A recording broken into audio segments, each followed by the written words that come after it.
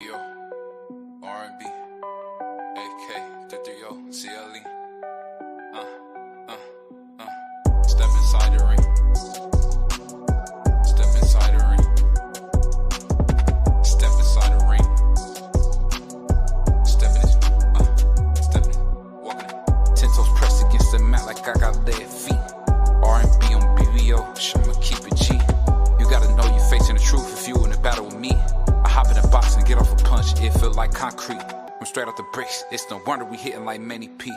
I'm talking hit after hit after hit that I put on their knees. I ain't gotta talk about using no blick, I put the gun down and use these. It's ironic I'm waking them up, but still a hand on some Z's. Ayy, Z's, ayy, Z's. BVO, turn it right up, we been divided with ease. That's with a capital V. Shout out to Act the 3, I'm finna shoot to the V. And I got my gloves with me.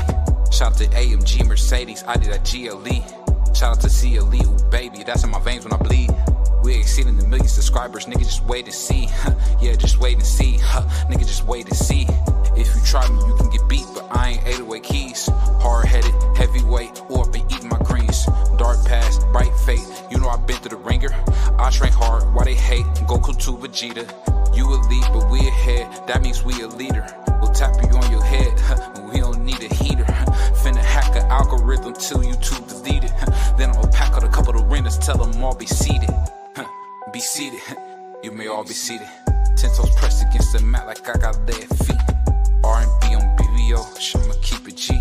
You gotta know you're facing the truth if you in a battle with me. I hop in the box and get off a punch, it feel like concrete. I'm straight off the bricks, it's no wonder we hitting like Manny P.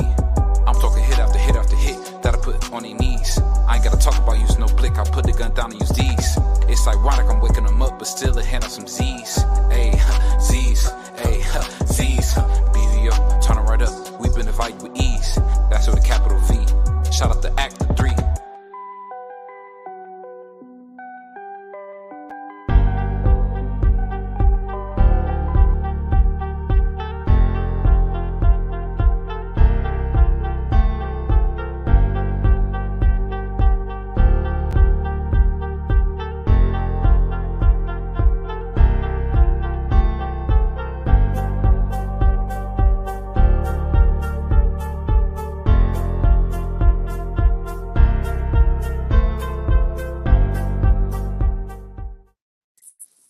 Yo, what's up? It's your boy BBO Boxing, the king of the YTBC. Of course, I got my partner, man, the Puerto Rican Prince himself, and this is the Roll with the Punches podcast, man. How you feeling, man? What's going on, man? Hey, man, this is a sad day, man. Salute to my brother Kareem in the chat. We got to actually talk about one of the greatest fighters ever lived, man, and how he just kind of going away from what he's always done, man. Looking at Canelo actually avoiding people. I never thought we would ever see this, man, but we didn't see Canelo Alvarez actually avoid people. I don't know what's going on. What you think that's about, Free? Well, I've been saying it for a while now, and this is what the man been doing. He's been avoiding David Benavidez. He don't wanna give up the throne. He understand that young man is a problem, and he feel like a lot of people feel he can't beat him. You don't think you can beat him, Free? What do you think? Man, my father always told me if a nigga run from you and never come at you and always talking loud to other people, but when it's time to put it up, he can't beat you. I've heard similar things, man, from my father as well. You know what? It's weird because Canelo's never ducked anybody in his whole career, and to see him do this now is like it's almost like I can't believe I'm seeing this, man. Like Canelo's one of those rare guys who fought everybody, never ducked anybody, never waited on fights. He always fought guys at their strongest. I don't understand like what's Canelo doing at this point, man. It's kind of disappointing, man. I don't know what career you was watching, but that he's been ducking people for a while now. That's another one of those guys he's been ducking. Everybody say, "Oh, well, he want to fight Jamal now." Well, we all know the reason why he want to fight Jamal now. He know Jamal is not ready to fight. He know Jamal has been out of the ring for 2 years. He still hasn't fought at 168 pounds. He never wanted to fight Boo Boo Andrade, and David Benavidez is the other guy that he never wanted to fight. He never wanted to fight him. I mean, that's it is what it is. That man's been ducking those three guys for a while now. Now, like I said, yeah, he want to fight Jamal now because he Hmm. know Jamal been out of the ring for 2 years. He just got back in the ring against Jose Benavidez, Hmm. and he fought him at 164. And I mean, although he beat I think my man Free um just lost service. But I agree with what he's saying as far as hey, you don't necessarily want to see Canelo do this, and I think people don't understand, man. This is a very pivotal time for Canelo because he's 33, and at 33 years old, let's be honest, man, you're not the man you were at 23. yeah, And my bad, my go bad. ahead, go ahead. No, I was saying, yeah. I mean, although he beat Jose Benavidez. Jamal didn't look like the Jamal that we've been seeing in the past. The man that was going in there hurting people, putting people to sleep. We didn't see that Jamal because that's what a lot of people thought. A lot of people thought Jamal was gonna go in there and put David Benavidez to sleep, and a lot of people said, "Hey, he didn't put him to sleep. Jamal ain't back. He ain't ready yet." And I'm one of those people. And I saw the fight. I was like, yeah, it was a good win for Jamal. Been out of the ring for 2 years, but he ain't ready for no Canelo. He doesn't look like he's all the way back yet. See, this is the thing. Maybe I'm wrong. I thought he looked good in certain spots of that fight. I thought he looked like the old Jamal Charlo in certain spots. I mean, so I guess I'm just for me, man. I just don't understand why PBC don't want to make that fight. I mean, the twins been calling Canelo off since forever, man. So if Canelo feel like he got unfinished business, why can't he fight one of the twins, the last twin, and then go fight David Benavidez? What you think about that? No, they offered him. At first they said they didn't want to pay him 35 million to fight Jamal because they felt like it was a cherry pick. Jamal wasn't ready, and Rightfully then so. it, they went ahead and said, okay, you know what? We'll give you 35 million for Jamal, but you got to fight David Benavidez, and we'll give you 55 to fight David Benavidez. That man said no. That man ducked that $90 million and say, you know what? We can go ahead and part ways. Yeah. See, that's the thing that kind of disappointed me, man. But do you blame Eddie Hearn at all for always seeming to give Canelo easy routes or routes of less resistance for about the same money? Do you blame Eddie Hearn for this or no? Um, no, I don't blame Eddie Hearn for what Canelo is doing. I mean, Eddie Hearn doesn't have a say of what Canelo do. Now, Eddie Hearn, yeah, of course he's gonna pay him the money to fight Jaime McGill, and PBC was willing to give him Jaime McGill, but they said they didn't. He didn't want to give him Jamal. He wanted Jamal. He Hmm. wanted to fight Jamal, and they said no. Jamal is not worth the 35 million because everybody knows how Jamal looked. That's just easy paycheck for Canelo, and they wasn't going to make their money back in return. But they said we'll give you Jamal if you can fight David Benavidez. But see, Eddie Hearn Hmm. believes, oh, I get him to fight Jamal. I pay you to fight Jamal. How you gonna pay him to fight Jamal and Jamal's not signed to you?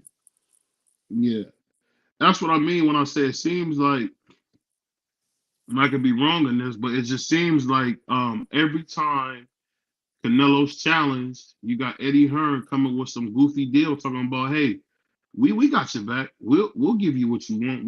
We'll let you have things the way you want it. And I'm telling you, man, overall, it's kind of made Canelo a worse fighter for it. And I'm a big Canelo supporter, man. You've heard me on our channel plenty of times tell you Canelo's this, Canelo's that. But I gotta be as I'm learning, man, as we keep growing, man, I gotta be objective and I gotta say what I'm seeing. And what I'm seeing with Canelo is a dude who's never ducked anybody. Let me make that clear. Canelo's never ducked anybody. This is the first time in his career he's actually ducking somebody. I don't understand it. I just never thought I would see it. Did you? I don't know who. Go ahead. If you was listening to your boy Free, you would have known that you would have saw the light a long time ago. You wouldn't be sitting here wondering why you seeing Canelo duck, because you would be like, okay, this is part of he's like Ryan Garcia. We know at some point Ryan Garcia is going to pull out, and Canelo is that way. We know at some point he's going to duck. Ryan pulls out, Canelo duck. That's what they do. They Well, let me ask you this: how does Ryan? Let me ask you this: isn't Ryan kind of doing what you want fighters to do? He didn't take on some hella fights, Free. You don't think oh, so? I mean, yes, that's the thing. Ryan does make good fights, but the Mm-hmm. problem with Ryan is he pulls out of good fights too. Because we gotta remember, it wasn't too long ago. He just pulled out of this daggone Devin Haney fight. This fight was called a couple of months ago. He pulled out and went to go fight Rolly. The only problem is Rolly pulled out from him. So it ain't something that's out of the ordinary. When we see Ryan pulls out, people say, well, that's what Ryan does. We already know. Dog, you got to understand, Ryan had pulled out of fights. Seven different fighters. He pulled out a Holly Fortuna the first time they were supposed to fight. He pulled out from Jojo Diaz. He pulled out from Tank Davis. Mm-hmm. He pulled out from it was who was the other He pulled out of guys? the Tank fight before. Yes, when they were supposed to fight 2 years before they fought, he pulled out. Remember, he said, "Oh yeah, he's going to fight Manny Pacquiao." Oh, that was a done deal. I didn't know that was a done deal. That's my fault. I No, that truthfully wasn't. Yeah, that fight was done. He pulled out and said, "I'm gonna go fight Manny Pacquiao." and never fought him. I mean, I guess the thing I'll say is that, man, I never thought that in this boxing world now you would have some of the stuff you're seeing, because it makes no sense, man. I don't understand, what does Canelo gain by letting David Benavidez ruin his name like this? I mean, I don't know if you heard David. He's been talking cash money about this, man. Like, Yeah, I don't understand why he. I don't know, man. Free. Maybe I'm crazy. Why would you let this man have this head over your head like this forever? Because when they get old and gray, he's gonna be able to say, "Hey, man, you were scared of me. You were afraid of me." And I just never thought I would see that with Canelo. Did you, man? yeah. I thought. I mean, I thought, but the one thing that I thought at some point Canelo would fight him. It looked like Mm-hmm. at no point Canelo's fighting this man. And see, and the thing is, I said it a long time ago when we've been asking for this fight. Mm-hmm. When we was asking for the Jamal Charlo, the Bubo Andrade, and the David Benavidez, we was asking for those a while back. Mm-hmm. And I said Canelo can arguably beat all of those guys because he is that good of a fighter. He can arguably beat all of those guys. We want to see him in these fights, and it's not because we want to see Canelo lose. It's because we know Canelo is one of those guys that is one of the good fighters in the sport of boxing, and he can arguably beat those guys. That's the best fight in the best. If Canelo was trash, we wouldn't Mm-hmm. be sitting here saying we want to see him fight such and such. Like if Canelo was John Ryder, we wouldn't be sitting here saying we want Canelo to fight David Benavidez. We wouldn't be sitting here saying we want Canelo to fight Boo Boo or Jamal Charlo. We wouldn't be saying this if Canelo was somebody, a fighter of that caliber. We believe that Canelo is a good fighter. That's why we want to see him in there with the best, because we want to see the best fighters versus the best fighters. Someone I wanted to ask you, man. Back, I want to say about almost 7 years ago, Max Kellerman said that Canelo Alvarez reminded him of James Toney. Do you think that aged well, or did that age terribly in your opinion? Um, somewhat. I don't think of it because I don't. James Toney didn't just go around ducking people, but Mm-hmm. I understand what he was saying. I understand what Mm-hmm. he was saying, and it's somewhat. It's not James Toney.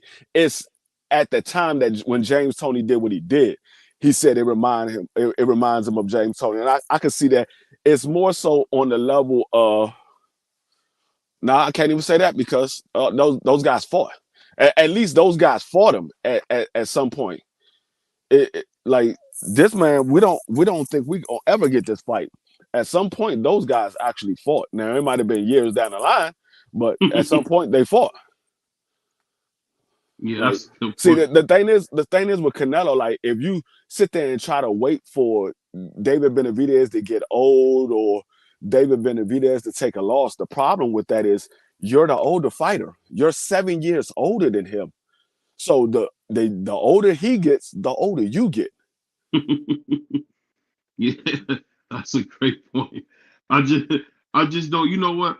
And I'll say this. This is a thing where in boxing, man, this is why people like Oscar, Muhammad Ali, age so well, even Floyd to some extent, is because these guys didn't have these kind of lapses like this. I mean, I've never in a million years would have thought a dude who they say is the face of boxing won't make the big fight. Not because he can't. It's some guys that we seen that can't make a big fight. Like I thought about Bubba Andre. I felt bad watching him versus David because David was too big. But that was his only opportunity. Was against a guy who was way too big for him. And now I look at it, man. Canelo can get all the fights, and he won't get it. And it's just like if he beats, okay, say he beats Jaime Mugia, I think that means nothing because a lot of people think Jaime's a bum. What do you think?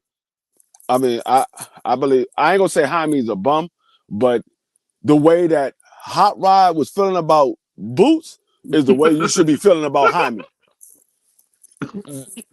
That's the way you should be feeling about Jaime. The way he feel about Boots is the way you should be feeling about Jaime. So you think Jaime is trash? Is what you telling me? Yeah, I mean, like I said, I'm not gonna go to that extreme that he's trash because he does have skills. What I would say is he hasn't proven himself yet. He hasn't fought nobody. Like you can literally go on his resume and say, "Hey, he hasn't fought nobody, and he ain't trying to fight nobody." He said, "Oh well, he want to fight Canelo." Everybody wants to fight Canelo because Canelo's the payday for the guys in the bigger weight class. The same way everybody wants to fight Tank Davis because he's the payday for the guys in the lower weight class. So Mhm. that's not saying a lot because he wants to fight Canelo. That's a payday for him. You know what? I just say this, man. I used to hear this a lot when you talk about your favorite sport. But you know what? I think the sport I love the most, man, is really going to die if these fighters don't make less money. What do you think about that? Who? If these fighters don't start making less money, they're gonna kill the sport, man. I really think Um, so. I, I don't. I mean, it remains to be seen. I mean, I know a lot of people are going to be disappointed. I don't know if it's going to kill the sport because I mean, people's always going to watch boxing because people like seeing people get beat up, so they're going to always watch boxing. I mean that you anytime you can sell I mean put two guys on the ring busting each other head until the blood come up out of there, it's going to make money. That it's money is what it is. So I don't know. Matter of fact, let me go back in here. I ain't gonna say that it's gonna die. It's gonna turn off a lot of fans.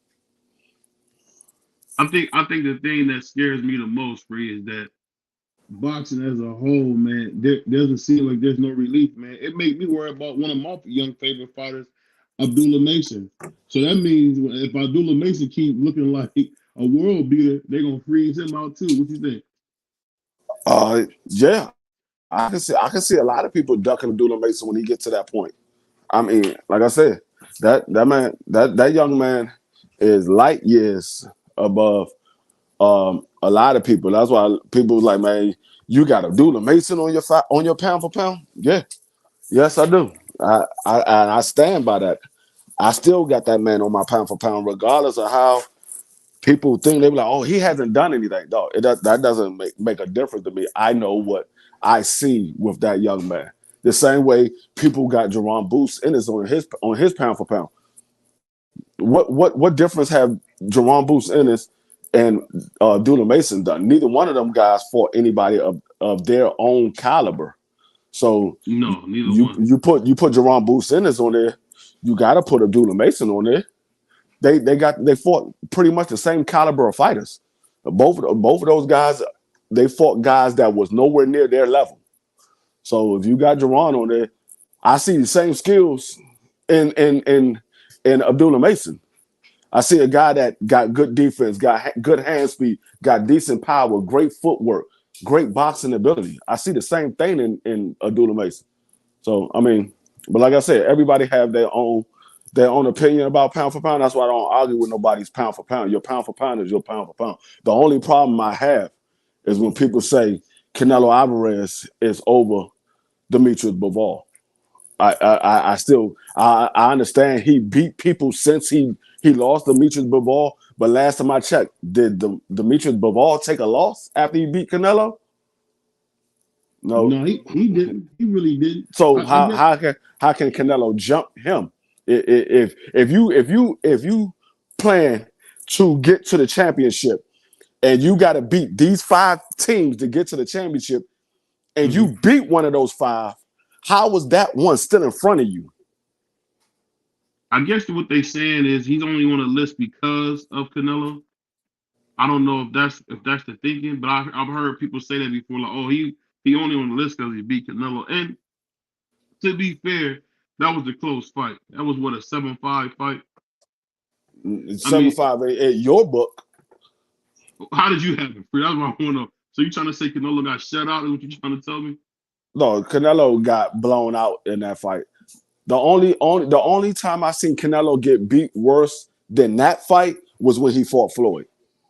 I've never seen nobody beat Canelo that bad except for Floyd Mayweather beat Canelo worse. You feel like he was teeing off on him the way Floyd was? I said Floyd was the only one that did worse than what Demetrius Bivol did to him. Demetrius Bivol beat Canelo. And I said the only person I seen beat Canelo worse than what Demetrius Bivol did was Floyd.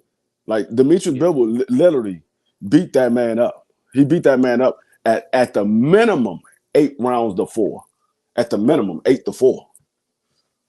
I could say you gave it one more round than me. I had a 7-5 Bivol. But I guess for me, man, the thing with Canelo is, you know what? He kind of made his name off following Floyd Mayweather around, but he's not ever doing what Floyd did. And that's the part I think that's so frustrating with him. No, I mean, see, you can go up and down in weight. Mm-hmm. It's all about the opponents that you're going up and down against. Like if Tank Davis go up and down, he go from 135 and go all the way to 160 and fight all of the bottom tier fighters in each division. Mm-hmm. Yeah, he went all the way up to 60, but who the hell did he beat? I guarantee you're not going to know none of the names on that list that he beat, because it doesn't make a difference of you going up there. Like he can go all the way down to 105.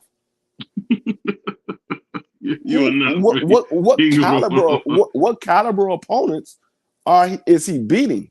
I don't care how many divisions you go, but you got to look at the caliber opponents. If you fighting a whole bunch of D and E level opponents, okay, yeah, you beat them, but they nowhere near your level. You supposed to beat them.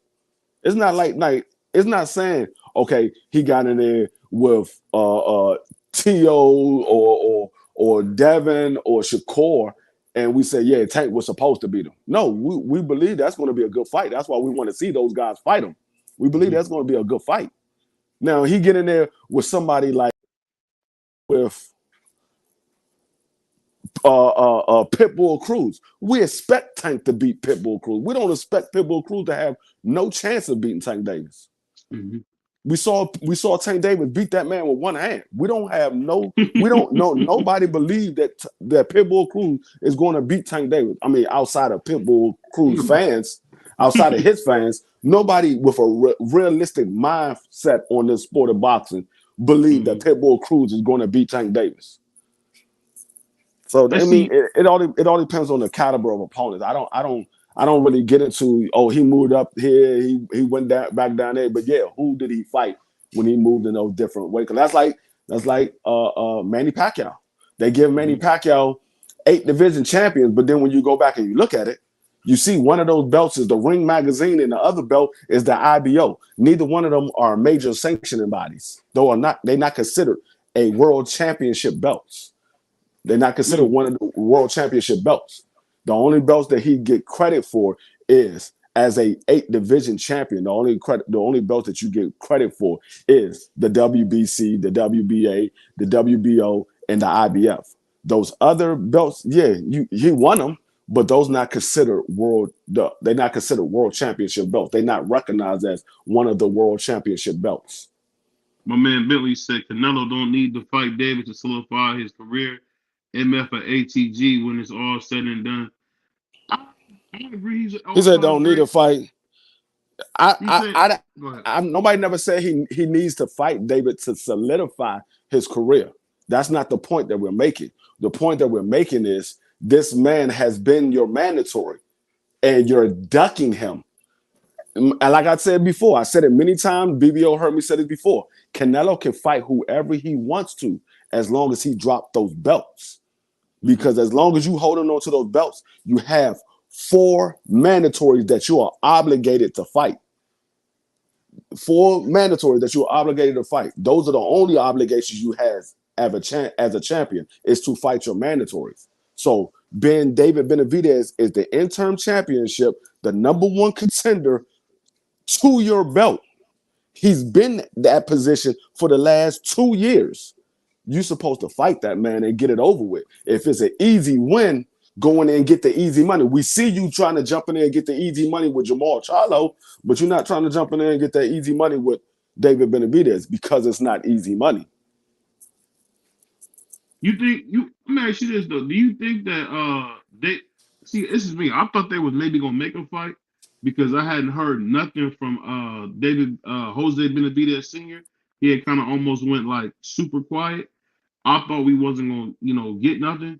But I'll tell you this, man. I think no matter what you say, even though I knew and I heard from some good people from behind the scenes that Canelo was gonna fight Hamilton, I still gotta say, man, I don't think Canelo is above what the fans want. I think he's gonna lose a lot of supporters, man, doing this, man. Yeah, I'm not saying he needs to fight, but I mean, who is David? I mean, I just can't imagine Oscar not fighting David Benavidez. That's just maybe I'm tripping. I couldn't imagine that, man. Yeah.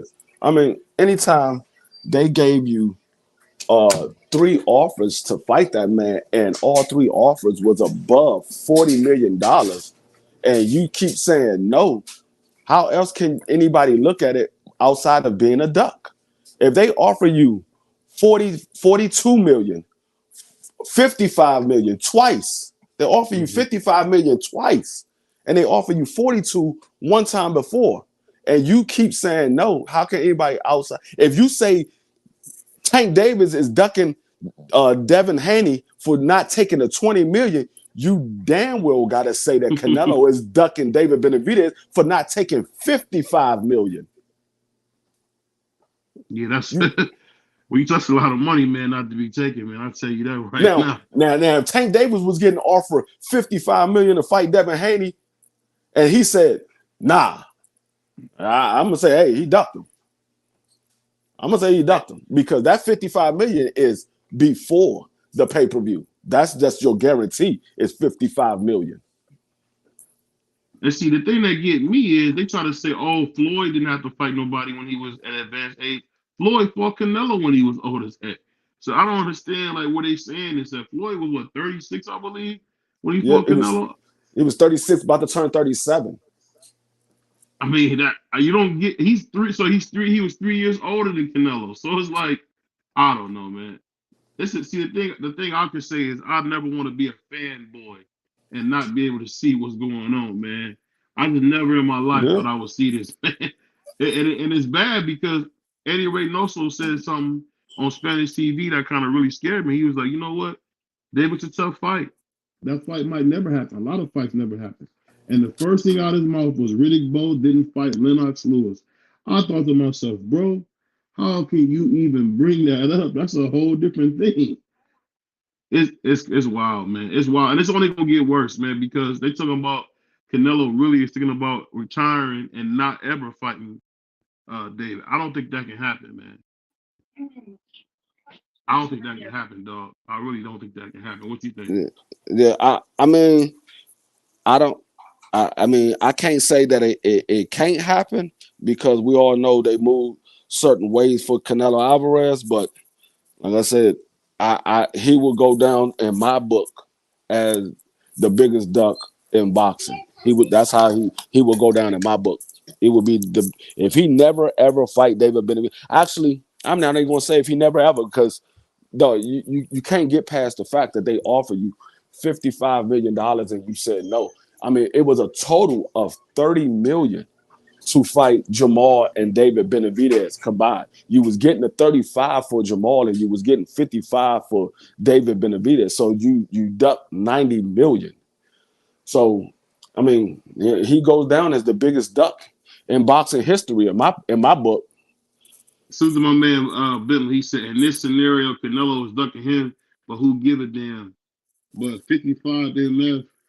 55M is a lot to say no to. Salute to my man Tommy, man, the boxing philosopher that came in the house, man. How you feeling, Tommy? Huh?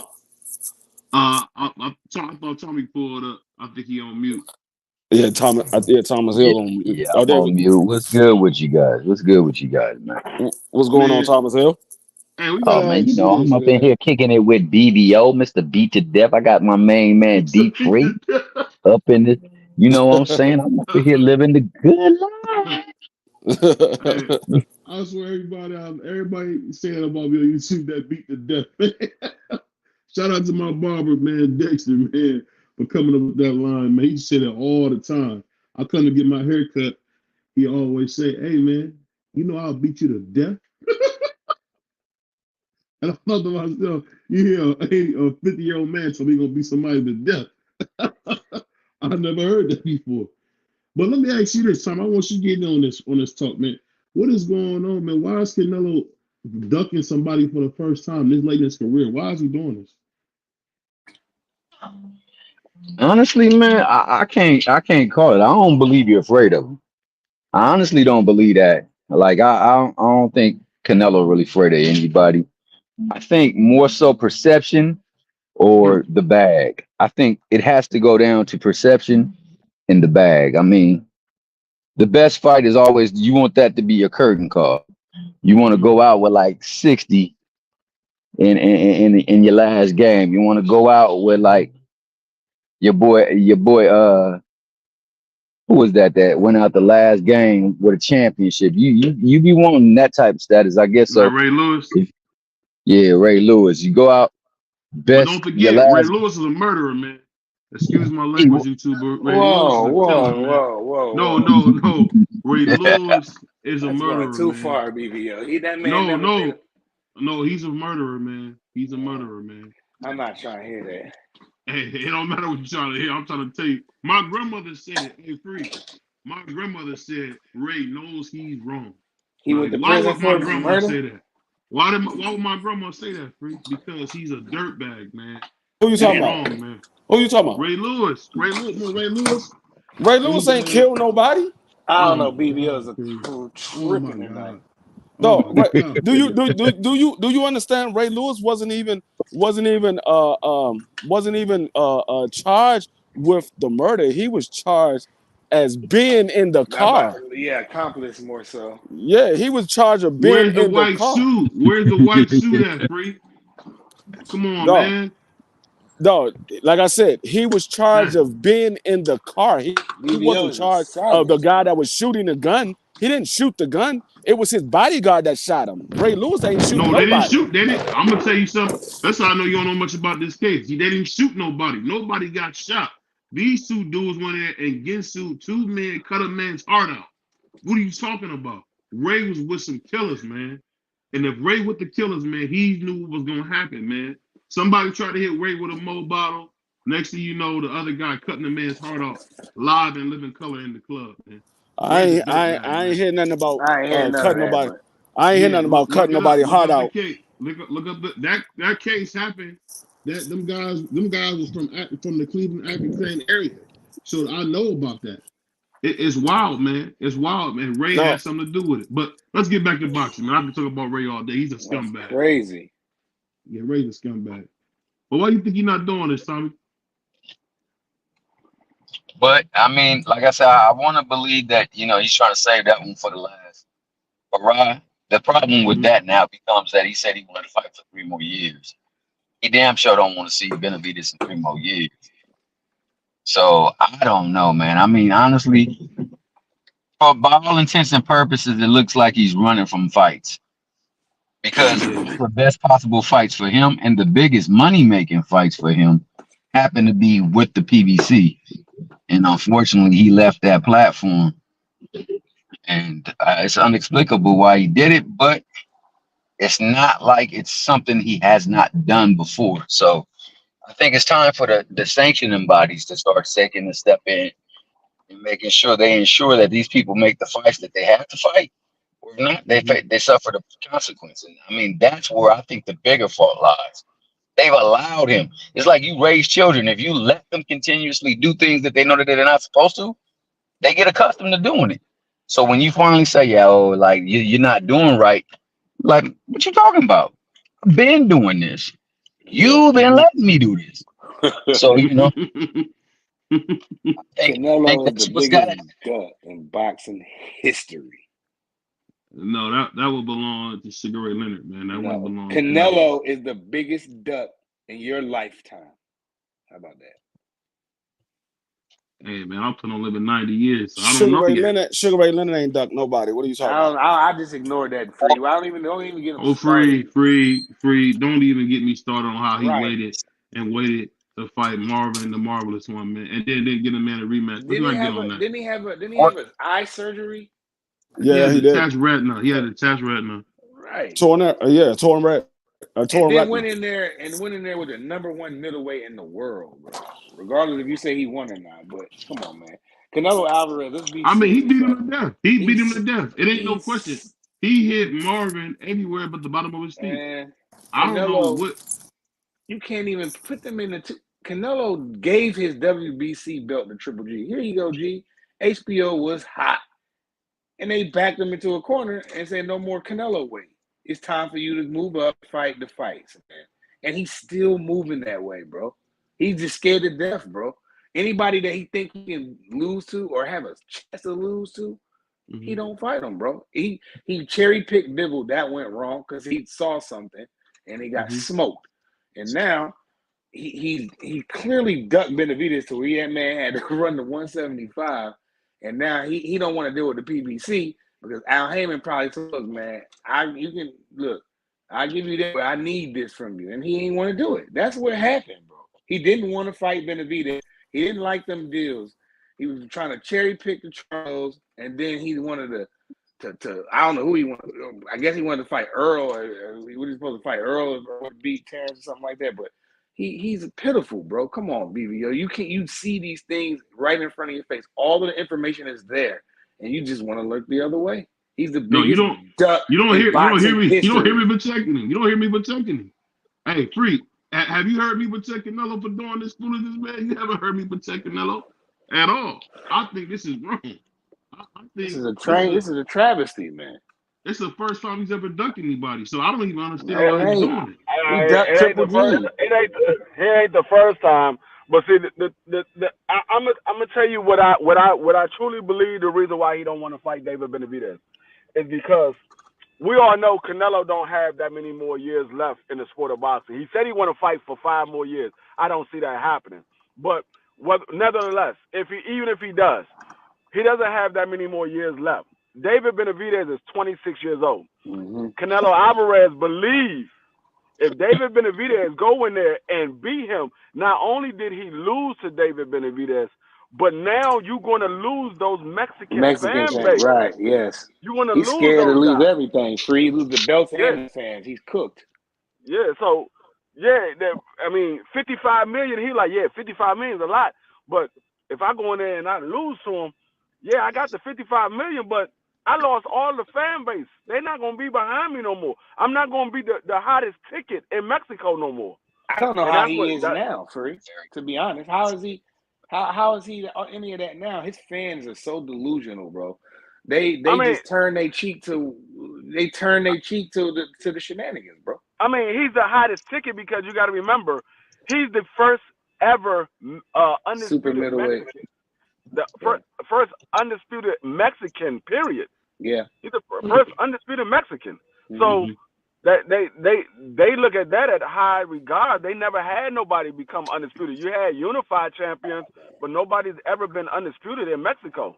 So for him to be the first Salute the queen. undisputed Mexican, that's that's a big deal to them because they never had it done. Like we look at it like, okay, what else are you going to do? Because we have multiple undisputed champions in America. Quee, So what's up, mama? when you never have nobody as an undisputed champion before, you look at them like, dang, he's the first one to ever do it. We never had that before. You Quee, but your last statement that you made, and before I let BBO and Tommy get in it, you was right, bro. He was scared to death to lose not only the belts, but he was the most important thing was to lose that number one Mexican in the world type of deal, and he seen that. And I ain't never seen nobody run for $50 million like him.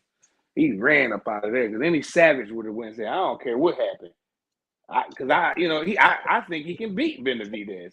I think it's an even fight. I think Canelo can beat him, but we will never know. Yeah, I said it. I've been said that. I said that when we wanted him to fight Boo Boo and Jamal. I said he can arguably beat all of those guys. Yeah, That's the reason why we want to see him fight because it's the best versus the best. We're not like I told BBO before y'all got up here. If Canelo Alvarez was on the same level of a John Ryder, we wouldn't be asking for him to fight no David Benavidez. We're like, nah, David Benavidez need to go fight David Morrell. We wouldn't be calling for no daggone Canelo if he was on the level of a John Ryder. We wouldn't be asking for that. And sooner or later, Morrell's going to be his mandatory, so ain't going to be no ducking. Well, let me ask you this, Tom. I want to kind of switch. I kind of want to switch gears on this. I want to ask you a serious question, man. So you in the Southern California, right? Yeah. So this is something that kind of hit me that I didn't even realize. But it looks like the state of California spent $13 billion on trying to solve homelessness, but the homelessness problem has gotten worse in Southern California. Why is that, bro? Misappropriation of funds, man. Most of that stuff they do, man. You know what political spews be, man. They get money that go into a fund so they can use it to their liking or their choosing, and all they gotta do is like pretend or make a false attempt at something that's real or cognizant, and then they say that they've done what they can do. But to fully eradicate that, man, you gotta provide them the opportunity for occupations and employment. And you also have to where they're building these warehouses. Like, man, we got warehouses galore around here. You should allocate some of that for like funding where they can put them on a program where they work for their house, the shelter, so to speak, or things like that. It's just they're using the funds in a political way to do as little as possible, but have the funds available for whatever. And I think after a while, they have to reassess everything, and then maybe propose some other measure or some other bill.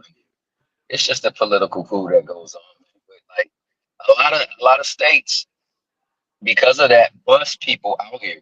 Like there are cities that bus homeless people to other cities. They let them ride their bus for free. They dedicated a caravan for them, and they allow them to fill it up, and then they take them to another city.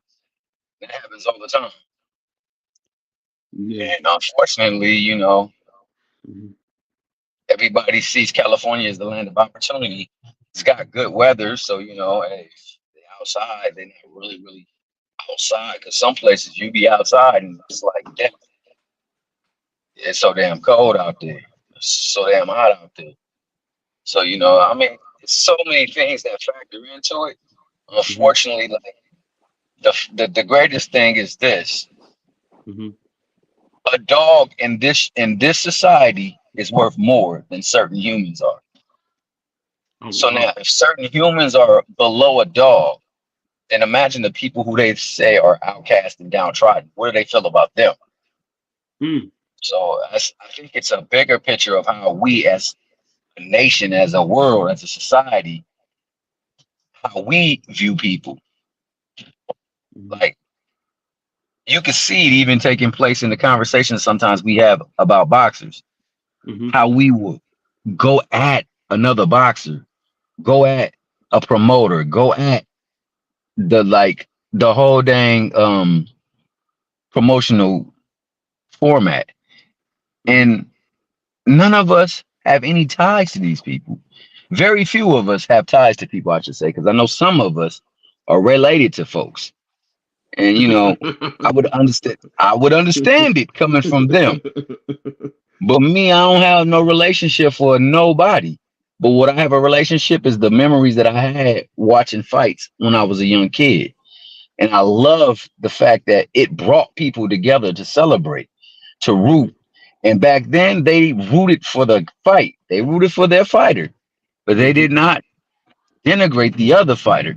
They did not talk about these things that they talk about. This, and so they show the level of respect that would cater to us getting together and having a great time watching boxing.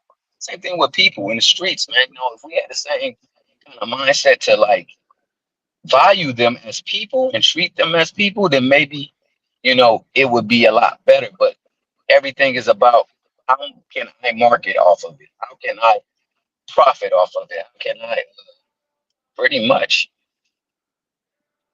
proliferate cash flow off of it? And that's what it was. It's Mm. just proliferation of cash flow, man. We can get some measure up in there, they allocate the funds for it. We do something to make it look like we're doing something, but it's really just putting a band-aid on it.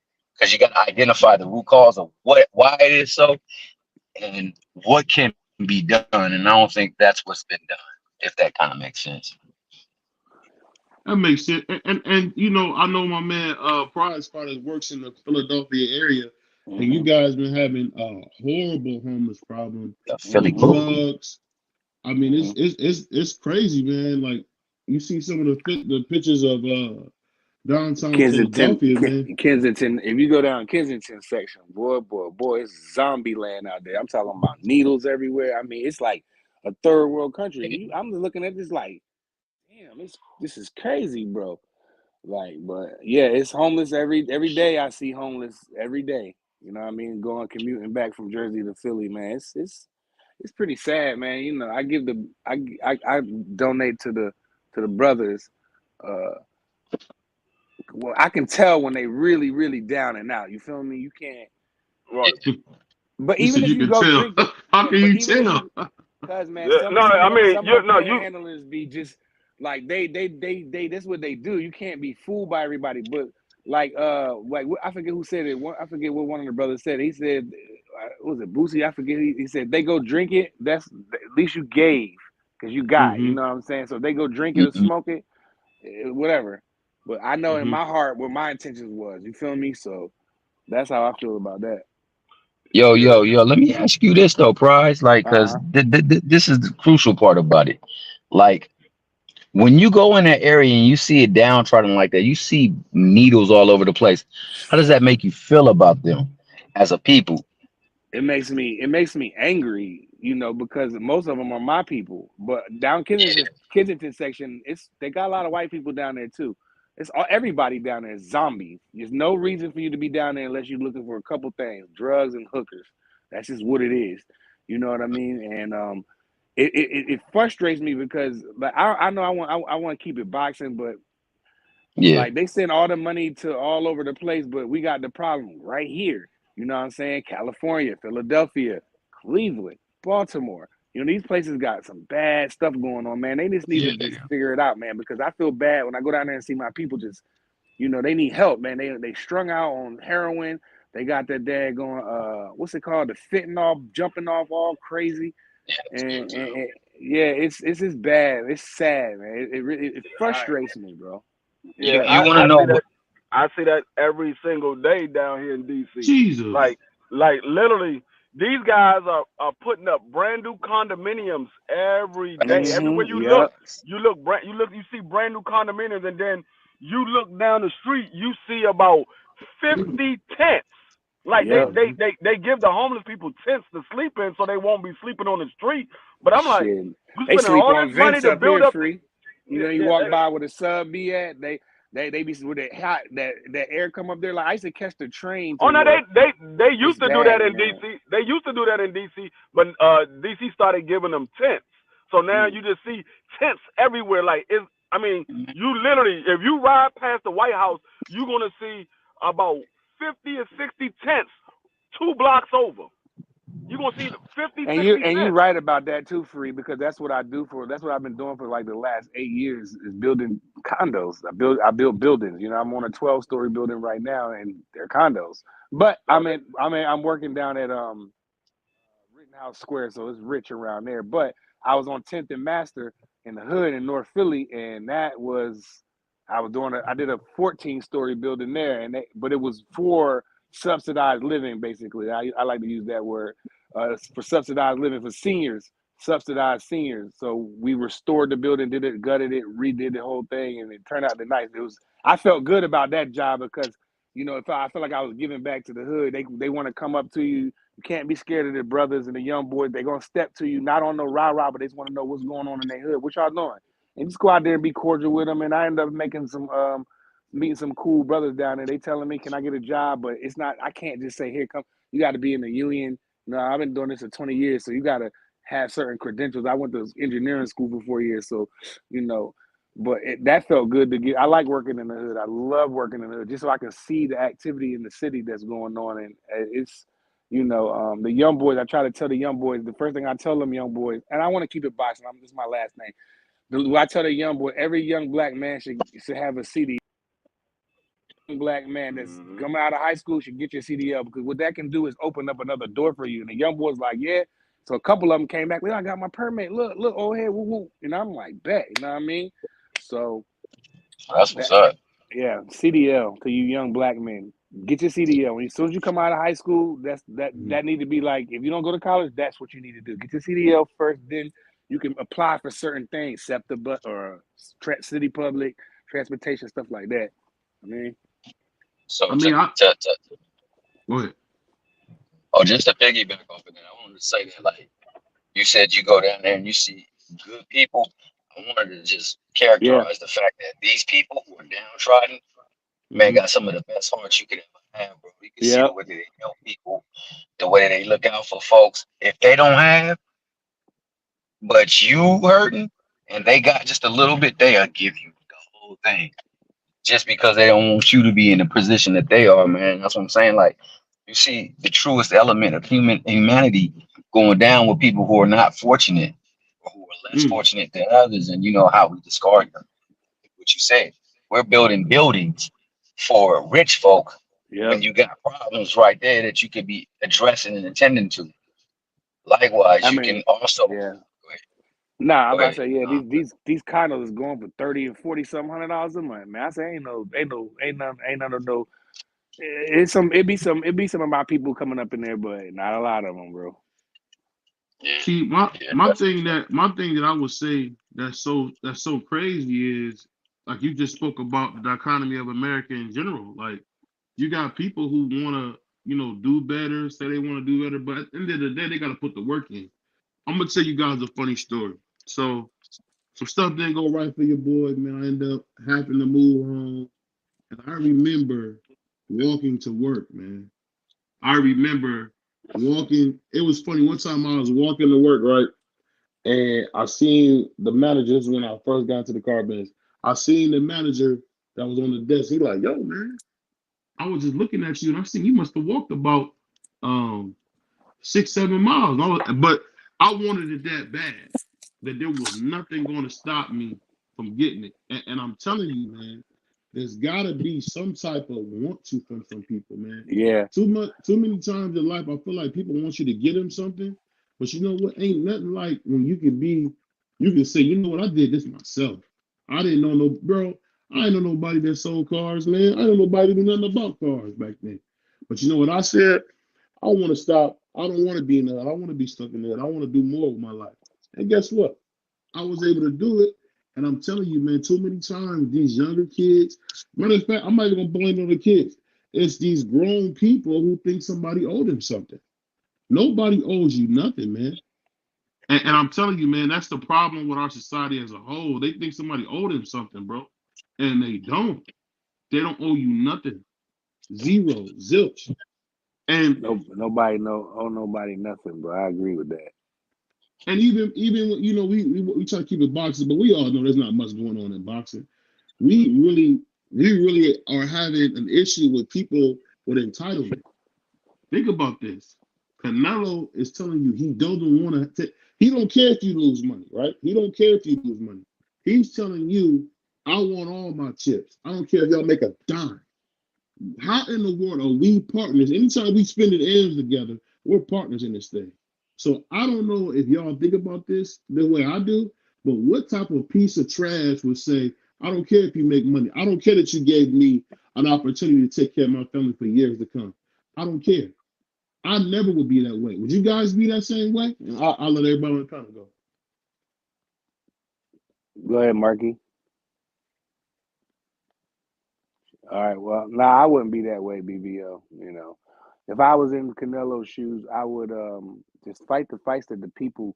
I'd be more of a people's champ, so I probably have a couple losses, on my resume. But I would be known. I would be remembered if I had the skills like Canelo. I would be remembered as a savage. Like this dude would just rumble anybody. Like Mhm. Adrian Broner, he's a savage, bro. He is a madman, bro. You know what I mean? That's why I can't not never stop liking Broner because he's just a savage, bro. He fight anybody, anywhere, anytime, bro. And if people had that kind of mentality, man, boxing would be in a way better place. But you got Canelos running around here. You got these young boys wearing these clothes and these pocketbooks, and they don't want to lose, and they scared to death. You know what I mean? To get whooped, man. You got one or two dudes that's just actually trying to carry the sport. You know what I mean? Everybody else is cherry picking, man. So I'm just can't wait for these crop of boxers to move on, and I want to see what the next one's going to do. I want to see what the Abdullah Mason's gonna do. I want to see what Cromell gonna do. I'm going. I want to see them. I don't even want to see these niggas no more because I'm sick of them. I'm starting not to like Javante the way what he doing, but I'm gonna roll like with the big homie Free said.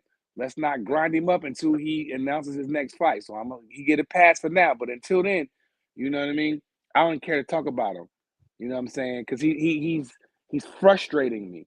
You know what I Mhm. mean? Pacquiao's a savage. He fought any and everybody. Mayweather was a Mhm. savage, bro. These dudes was the reason why we even, up here talking about this stuff. You know what I'm saying? Dudes like that. We don't want to see no Canelo running around here picking every ripe cherry off the tree, boy. I ain't never seen nothing like it, bro. I've been watching boxing a long time, and I ain't never seen nothing. Even though social media wasn't out, I ain't never Mhm. seen nobody move like that, bro. And now you got Mayweather, he's saying, "Oh, follow the green print," and all the young bulls is like, "I'm following the money May print." Don't y'all stupid fools know Floyd went through the blender? Like y'all, these young boys is weird, man. They strange, man. They do drugs and alcohol. They just, you know, they're tainting the sport with this, and that's why PBC is in the situation How they in. old niggas do drugs and alcohol too? I'm just saying, but Tell me, I'm just Mark. saying, Tell me, Mark. of course, Mike Tyson was doing things. People do things, but what I'm saying is, the young boys, they don't, they just want to live like a rich lifestyle on Instagram, but they want to fight once a year, twice a year. You know what I'm saying? And it's just bad for the sport, bro. It's not good, bro. And like PBC, they starting to move funny too, and I'll grind them up. Have they made a formal announcement about the Prime deal? No. Or that 'cause all of us been talking about it, like they made it, like they said, "Hey, listen, this is what we're doing." They never even made an announcement, bro. And the About what? sanctioning bodies about About what? their new deal. I haven't heard PBC or anybody made a formal announcement about their Prime deal. That's just speculation and news. They they didn't come out with a formal deal. I mean, a formal introduction to it is well, one, their formal introduction is going to be the fight that they putting on with Tim Tszyu, but they didn't come out and actually say it to the public because all of the YouTubers was out here talking about it. So they're like, well, we ain't got to say nothing. They all know Nah, it. that's Start telling bullshit, everybody. Free. That's bullshit, Free. I don't want to hear Nah, that. Hey, They I'm need just, to I'm go just out telling there we and you do what that. expect I like some type of introductory press conference between Something. the head of Prime Videos Something. and whoever Al Heyman's representative. If you expect some type of announcement party or whatever, I mean, I mean, where you gonna go watch it at? Because they on Prime. If you're not they just watching it on, stream it if on you ain't, BBC, if you're not PBC's looking at it YouTube on, channel. I mean, they probably did it on Prime. Yeah, but we acting like we're the representatives from PBC. Me, you, Yeah, BVO, why are we every gonna other channel. think up ideas for these niggas? I'm not. Yeah. I'm acting like a person that talk about the news in boxing. I'm not You've acting done like your I'm a homework? representative. I talk about the news. Whatever the news is, that's what I talk about. So that was the news that they had a deal. Yeah, PBC that never came up and said no. We don't have a you deal don't with think that's Prime. corny though, Free? Keep it Nope. a buck. You don't think No. that's corny? No. That's corny to No. me, guys. Hey, when Free That's say no, he me. whack to No. me, bro. There's no way that I'm not gonna make if I start a new business and I got a new business deal and I'm known already and I got the whatever product I'm selling to you, I'm gonna step to Instagram. I'm gonna be all over the place. When is that fight? That fight is real soon, and we ain't even heard. There's been zero promotion, except for Keith Thurman running around here doing weird interviews. But other than that, dog, keep it a bean. This Like has I said, been no nothing. they probably did it on Prime Oh and hell let no, you man! watch in Somebody would have Prime. reported that, bro. Somebody would have saw that. Free. None of us in the community saw that, bro.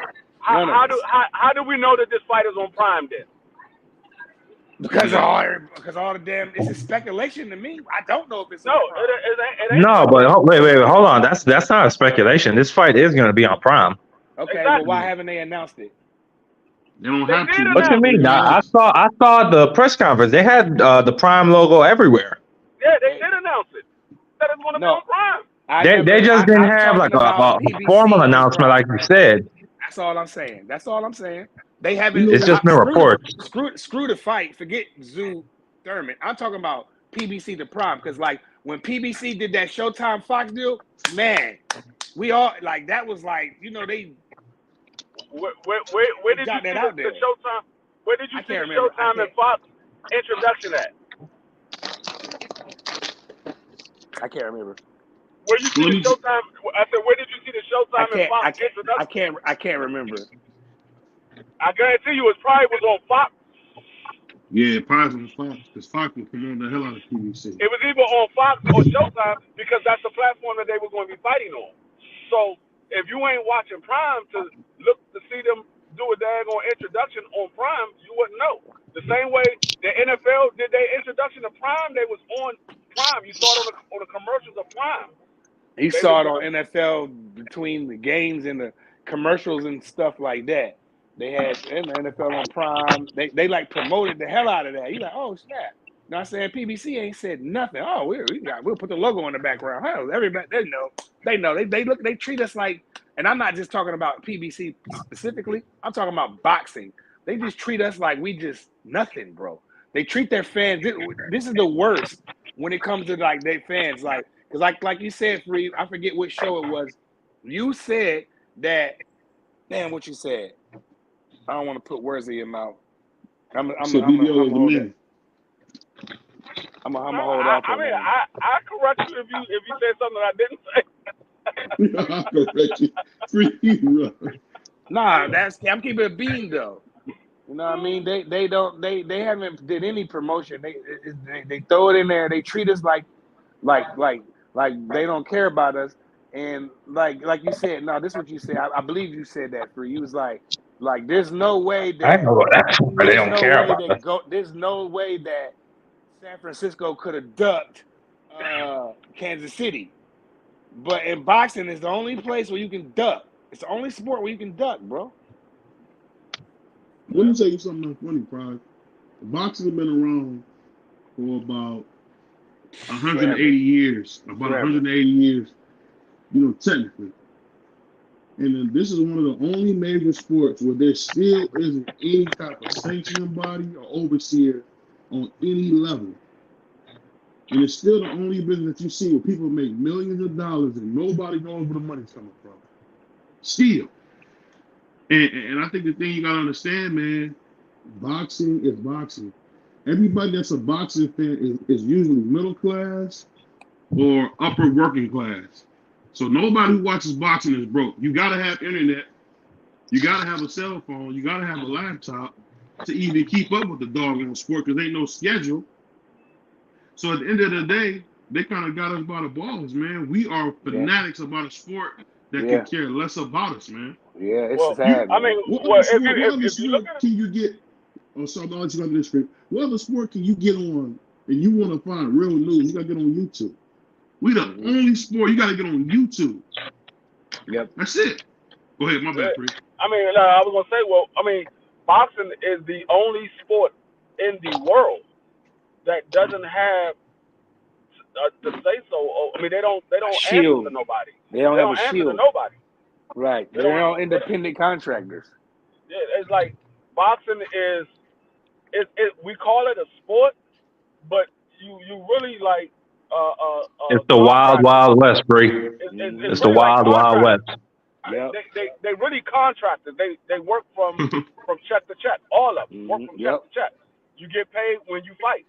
I Now mean let me ask you this, that's what Free. sport is. No, Let this me shit ask is you the this. wild, wild west. You Hey, you Free. got different commissions from state to state, from country to country. We saw the situation with Oscar Valdez and his pop, but that Indian commission in Arizona, they continued to let him fight. And it happens like that all over the place. There's certain drugs you could take in California. Oh, I don't know, bro. It's All like these Now, niggas I now, work. said. now, It's now, like now, this for the panel. Answer this question. This for anybody that want to jump out there. Is this the most frustrated you ever been since you've been watching boxing? It's a yes or no question. for No. me. For me, no. No? Okay. For me, Fair no. enough. Fair enough. When was your Yeah, first? like What was your I feel frustrating like time? people are going way too overboard now with the boxing is dead. It's in a. I didn't It's say that. not I'll like never we say just that. got some of the best fights we. No, no, no. I'm not saying you. I'm Yeah, saying yeah. some people. Like they just like beating that drum over and over again. We're not Well, in the pits like we was in Y'all got 2019 and I'm saying 2020. I'm frustrated in a sense that I can't get the best fights, bro. I get it maybe once or twice a year, bro. Versus that, when I used to turn on HBO and Showtime when I was a young boy, it was always some good rumbles on there. Somebody was rumbling. Know what I But mean, we last had year we had. Pacquiao. I remember it was a point in time in 2022 where for months we had nothing but banger fight card after banger fight card after banger fight card, Mm-hmm. and That that was shit last year. continued into 2023. So Mm-hmm. nah, I think boxing is in a real good place right now. I'm not frustrated at all. We're gonna get some good fights coming up, What you no. think, I hope Tommy? so. and we I got the hope so. Saudis in the sport. Is It's my man? impossible to Hey, say this is a terrible is time. my brother Tommy here, though, man? I bet he might have went to sleep. Yep. I ain't went to sleep, brother. I'm behind y'all Yeah, like he's taking them old 2 hours. man naps. Yeah, So what you think about this, y'all man? take too young, man. You gotta pull Tommy by the glasses, man, to get this brother to say anything. What Nah, you I'm just think about listening. this? What you think I'm about all listening, this, man. I man? mean, it's interesting to hear people's opinions, man. It takes because there's validity in things that everybody say, even when we disagree. It's just we got to find the common ground in it. And to me, there's a lot of things to be discouraged about, but there's a lot to be encouraged about as well too. Mm-hmm. 2023 was one of the greatest years you have ever seen in boxing, ever. Many people Fact. say it was the best year that boxing has ever had. So the potential to make great fights are there. It's we have to get the people who are at the root of the I problem. mean, We got to when you expose think them. about it, it's like we in the microwave century. Like everybody wants things right now. They don't wanna wait for it. They don't want it to happen when it happens. They want it right now. And so when you like that, you expect to get everything right then and there when you want it to happen. Yeah. I mean, you don't sometimes things expect the don't work out that way. yeah, you. I was just gonna say for you don't expect the Super Bowl every month. That's just not reasonable. Right. Nah, you're No, right, but I need some March Madness or hold something on. though, But you man. gotta So remember, you, man. You gotta so remember, you John. talking about we only get big fights twice a year? I mean, you should be thankful. That's a great prize. That's terrible from what I used to see. But Let me tell No, you this though. you can get big fights twice a year and get good fights the rest of the year. I'm okay Exactly. with I'm all right with that. Like I said, 2023 was good, but right now with Showtime out of the game, hopefully ESPN and Top Rank re-up together. It's just like I don't They know, not man. they It's just not me. they They're not not reading reading up up. at all. They're I They're trying to would not say sell reading up. last year. ESPN. I would What? say Yeah. last year that Top Rank did a fairly good job of giving us good fights. I think that PBC far and away Mm-hmm. surpassed everybody with the fights that they pushed out there. But the competition is healthy to make everybody put out a better product.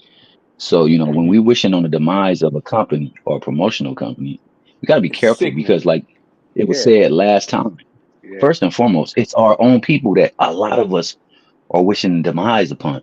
And then secondly, they witnessed the product that they were pushing out there and was happy with the product that they pushed out there. And then third, it's like, yo, we need the rivalry out there so these people can push out good fights because like somebody said the other night, we haven't had this type of success with a promotional company since Don King. Mm. Mm. You know what I'm That's the saying? man who That's a bought up the long grass. time. Yeah. That's a mighty long time where we was getting some hit and miss, some drab and dry. But then we got something that caught fire and like we got to make sure that we isolate the real problem. The real problem is these people that allow for people to not fight one another. Like Eddie They need to Hearn. be held accountable. Yeah, Eddie Hearn. Eddie Hearn is the king of yeah. that. What you I think mean, about? Hey Tony, what you think about Eddie Hearn always giving Canelo an easy way out? I want to know your opinion about that. Always giving Canelo an easy way. Always. Well, this is what Eddie Hearn knows. That green spins well. He knows that Canelo brings in green. Nobody can deny that. If I have Canelo on my roster, I have a good chance of maybe making a pay-per-view or two and benefiting off of it. You know how he knows this? Because he did a pay-per-view with Devin Haney. It didn't do so well. Pardon Mm-hmm. me. It did good, but it didn't do so well. It didn't do where he see his chief rivals doing. It Mm-hmm. didn't even do as well as the Loma Devin Devin. pay-per-view. So yeah, so he's trying his best to recreate magic because he didn't took a lot of L's, and Joshua isn't like bringing in the huge bucks like he could be if he would make certain fights. So he's He just getting looking for 50 somebody that mil no for this matter who joint you though. You put, think Nah, but so? It feel like Joshua fight anybody, bro. Yeah. no, The but only they ain't question Joshua is worried about Dustin. Joshua being a draw right now. They're over there with the Saudis. They're getting paid. Yeah. Yep. yeah. I mean, and they're Joshua happy ain't with that stupid. because you know what that does? Make That that makes stupid. the Subsidize it. PBC of null effect. Like Yeah. if you think about it, we don't even have to worry about pay-per-views no more because we can just put our fights over there and we can get our guaranteed money and it'll be a Mm-hmm. lot more than what we get if we try to put on the event ourselves and compete against them. Yep. Imagine that. I mean, just think And about then it. They you got got people. My bad, Tom. Go ahead, no, bro. go ahead, you good? I was about to say, Okay, I was just you gonna know say what I this. be getting? No, Oh, you go go first. ahead. You go first. No, you go first. You go first. I'm shutting up. I was just gonna say this, and after that, I'm gonna be on chill for a minute. I was gonna say, imagine if they had the Ryan and Devin fight pay-per-view Mm-hmm. on the 20th. And Tank decided to fight a bum like everybody say he do on the Mm-hmm. 20th. What is it gonna do to Ryan and Devin? Which is the great fight. Gonna suck the life out of that one for sure. No, they ain't gonna do Exactly. shit. So And you they're know, trying their best to bring some life, and You he telling is me in if his Tank Davis trying fight his best to Emmanuel bring life Tago, into his. you telling me if Tank Davis fight Well, Emmanuel Tago the same day as Ryan if he Nobody Garcia, fought can them, watch Devin that. Haney, it gonna if do he fought better? them, he would still do. Yeah, easily. Yeah, are you out Easily. your mind? Hell You no. out your mind? Because I don't believe Are that. you out your mind? Man, you got you Hold got on, you hold got to on. be What, real. what hold on. What are you saying, Beaver? You saying the Devin and Ryan fight would do better than Tank and Frank if they were to fight on the same night? no, No, Tank and Tyler. He said Emmanuel Tank top and What a gold. Tyler. bum. He said just a DoorDash driver, like BBO's words, Amazon driver. If Tank Like he goes get in there and accused fight an of. Amazon driver, which he So shouldn't, but let's just whatever. say a JoJo Diaz. I see. I'm gonna show you how we are speculative on certain folks. Let's say a JoJo Diaz, a Cambosis, or That who dude, else? 200,000 buys. Ain't nobody Nah, showing he up for would do that. more Ain't nobody if paying they're on Tank the for that same shit. day. If they're on the same day, he's gonna do way more than that Ryan He gonna do Garcia about and Devin 300, Haney fight. 400 for And sure. they're not gonna do as much. They're Wow, gonna do like we gonna have to 75. disagree, brother. Yeah, I disagree with that. But The thing is, y'all might not, but I will buy Tank's fight. I don't care who Tank fight. You want to yeah, see no Tank doubt. fight, bro? He's No must doubt. see TV, bro. I No mean, doubt. let's just But not. just looking I at mean, it, you gotta think about it, between man. a They over bum there and Tank scripting. Davis and Devin Haney and Ryan Garcia, which is a more competitive matchup? Oh, easily. I want to see Tank versus anybody. I don't care if Tank fight the Amazon. No, I but mean, easily the better Tank fight. versus the bum might actually be a more competitive matchup now that I'm looking at it. But Shout out to I Clarence mean, in it is what it the is. chat too. Shout out, Well, brother. No, I like I was about to say, say man, easily the better. it's not even about who Tank's opponent is. You got to look at the aspect of the fact. For one, Tank Davis is already solidified as a pay-per-view star. Facts. Facts. And for two, I agree with Devin that. is fighting somebody that Tank already stopped. Facts. Tank just stopped that man 2 fights ago. Devin is fighting him now. So they're like, man, we already seen him get stopped against Tank. We want to see what Tank gonna do in this next fight. We believe that Devin's gonna outbox Ryan Garcia. A lot of people believe that Devin is gonna outbox Ryan Garcia. So if Tank was to go in there, I mean, now if you put in there with Frank Martin, I mean that's gonna blow the doors off of it. It ain't even gonna be a close. But if you put him in there with somebody other than Frank, because I'm not even going to use Frank because I believe they're going to blow the doors off the hinges between Devin and Ryan and Tank and Frank. I Oh think yeah, for that sure. it's not even a close debate. Um, but it's a competitive fight for Devin and actually both of them competitive. Actually, I think Devin is more of a one-sided fight than Frank and Tank. You think Ryan is that much better than Devin? No, I think Devin is that much better than Ryan. Oh, okay. You see how he tried to lay that trap down for free? He Free ain't always with do, that. but I don't know why he tried to do that because everybody knows that Ryan does not have boxing skills like that. Nope. He's not going to get any better than what he is now. Nah, But he got the most talent. I'm not gonna say I don't that. I'm not understand. gonna say He got that. the most I'm not gonna say talent. that. He And got he the got the most better what video? coach. He got the most talent at 140. Most natural gifts. Stop it. Natural gifts from God. man, Matias will Height, beat him like a speed. drum. Man, you're not listening, man. Open up your ears, bro. I said natural talent. You don't get more talented naturally than Ryan. Ryan got everything Oscar had, man, but the brain. He got cement feet. Dude, when have you Ryan ever don't seen got a the heart Mexican with like he good don't feet? got the When heart have you like ever seen a Oscar. Mexican with good feet in your life? Never. So cut Then that he don't bull got crap the out. most talent at 140. Dude, natural talent, he's 5'10", 75-inch arm reach, speed. He got it all, dude. Naturally, he just got to figure out how to put it all together, man. He got He it ain't all, gonna Well, get he man. no ain't gonna better. He never ain't do get that no. shit, Hold BBO. on, hold He on. ain't He never do barely that. trains. He barely fights. You I saying he Hold mean, on. got it all? over. Oh, he got Naturally, all of what? naturally. He All the he don't got natural Well, no. he ain't talent. No, he got the doesn't. feet. He ain't got it all. He ain't got the feet. He stick his chin straight up. He cannot No, the correct When his have only you curve. ever thing, seen a Mexican have feet? Mark, what are you talking about, bro? You've no, never the seen a only Mexican with no feet. Ever. that's not true. That's not true. Name one. There's, Oh, Name he's one. Name one. trash. Since you said it's Oscar not De true, La name one, Hoya. dog. De La Hoya ain't have no feet. You out your mind. after De La, I wouldn't say That's Oscar De La Hoya cap. because Oscar De La Hoya didn't have no feet neither. But Salvador Sanchez had Oscar feet. De La Hoya had good feet. No, he didn't. No, he did No, not. he did not. What are No, you he did talking not. That about? nigga No, he was did out not. boxing. That nigga was out boxing Tito. Yeah, he was. Dude, you No, talking I about don't one care if he fight? was out boxing. He His had feet was trash feet. trash. He got trash feet. Go look at his footwork. It's trash. I don't want to You call it supposed to be trash, but I'll just you say it's supposed not to the be the best in the doggone world. Okay, boxing well, historian. You don't fuck even know Oscar that. De La Hoya. What's the name of the 180? The nigga who's at Salvador 105 Sanchez pounds? had footwork. What are you talking about? Yeah, Salvador Sanchez. A little, I'm thinking of more than somebody else. most. But Salvador is like He one. was He's like a 50 Gary and 0, and Sanders. he had one draw on his record. He was a And I tell Mexican. I you, can't even remember this nigga's name You and I'm said gonna tell you, and I'm gonna tell you something about Salvador Sanchez. Why did he come up and fight Roberto Duran? Oh, because he died.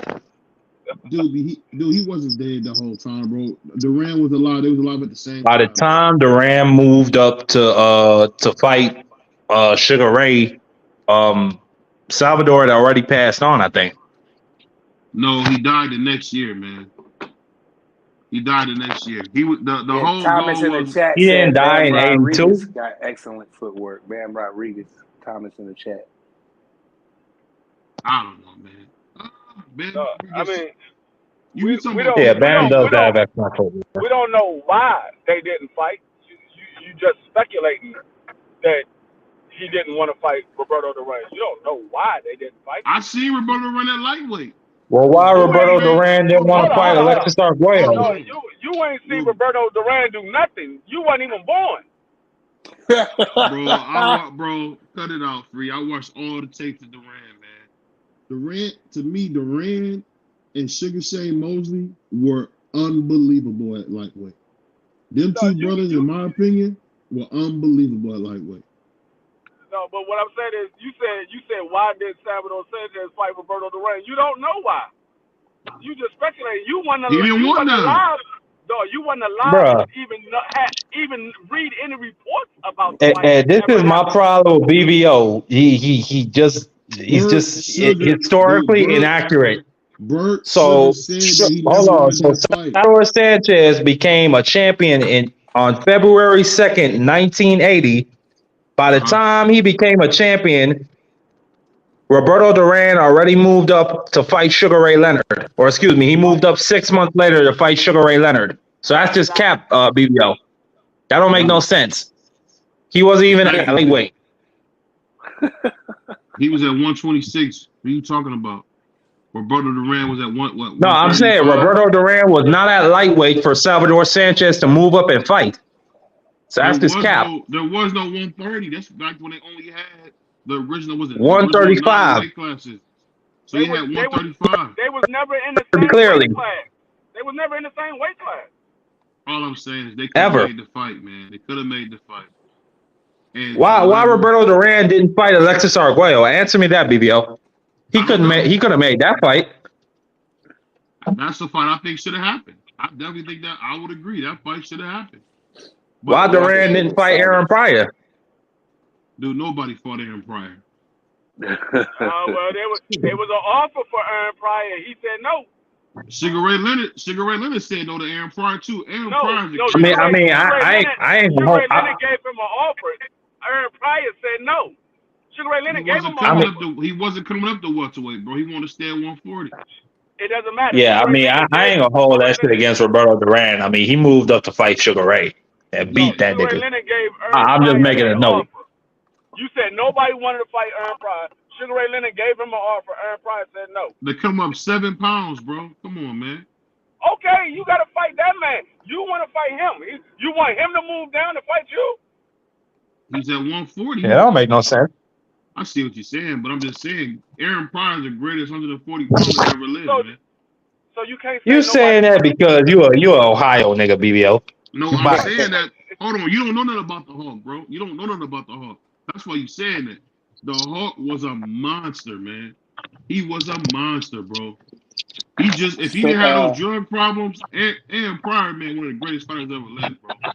Shout out Lost Arts and Boxing, and shout out to the homie G5 Gig too. Salute. Yeah, salute, Bob. Oh, my brother Q Money in the house. Salute to G5, man. The darkest man on YouTube, my brother. What? What's going on, Lab? What is even that? I knew he got. What was that? Who is What was it? Who what? is what? He's gonna say the darkest man on YouTube. What is that? Get out of here with that. I mean, that nigga Q is pretty black, but I mean, I No, ain't I'm gonna say talking he the about G5. darkest G5. I'm man on talking about Crazy. YouTube. That That G5. shit nigga I'm crazy. talking crazy. about G5, man. I'm Crazy. talking about G5, dude. I'm talking about G5. Oh That yeah, that nigga, nigga dark too.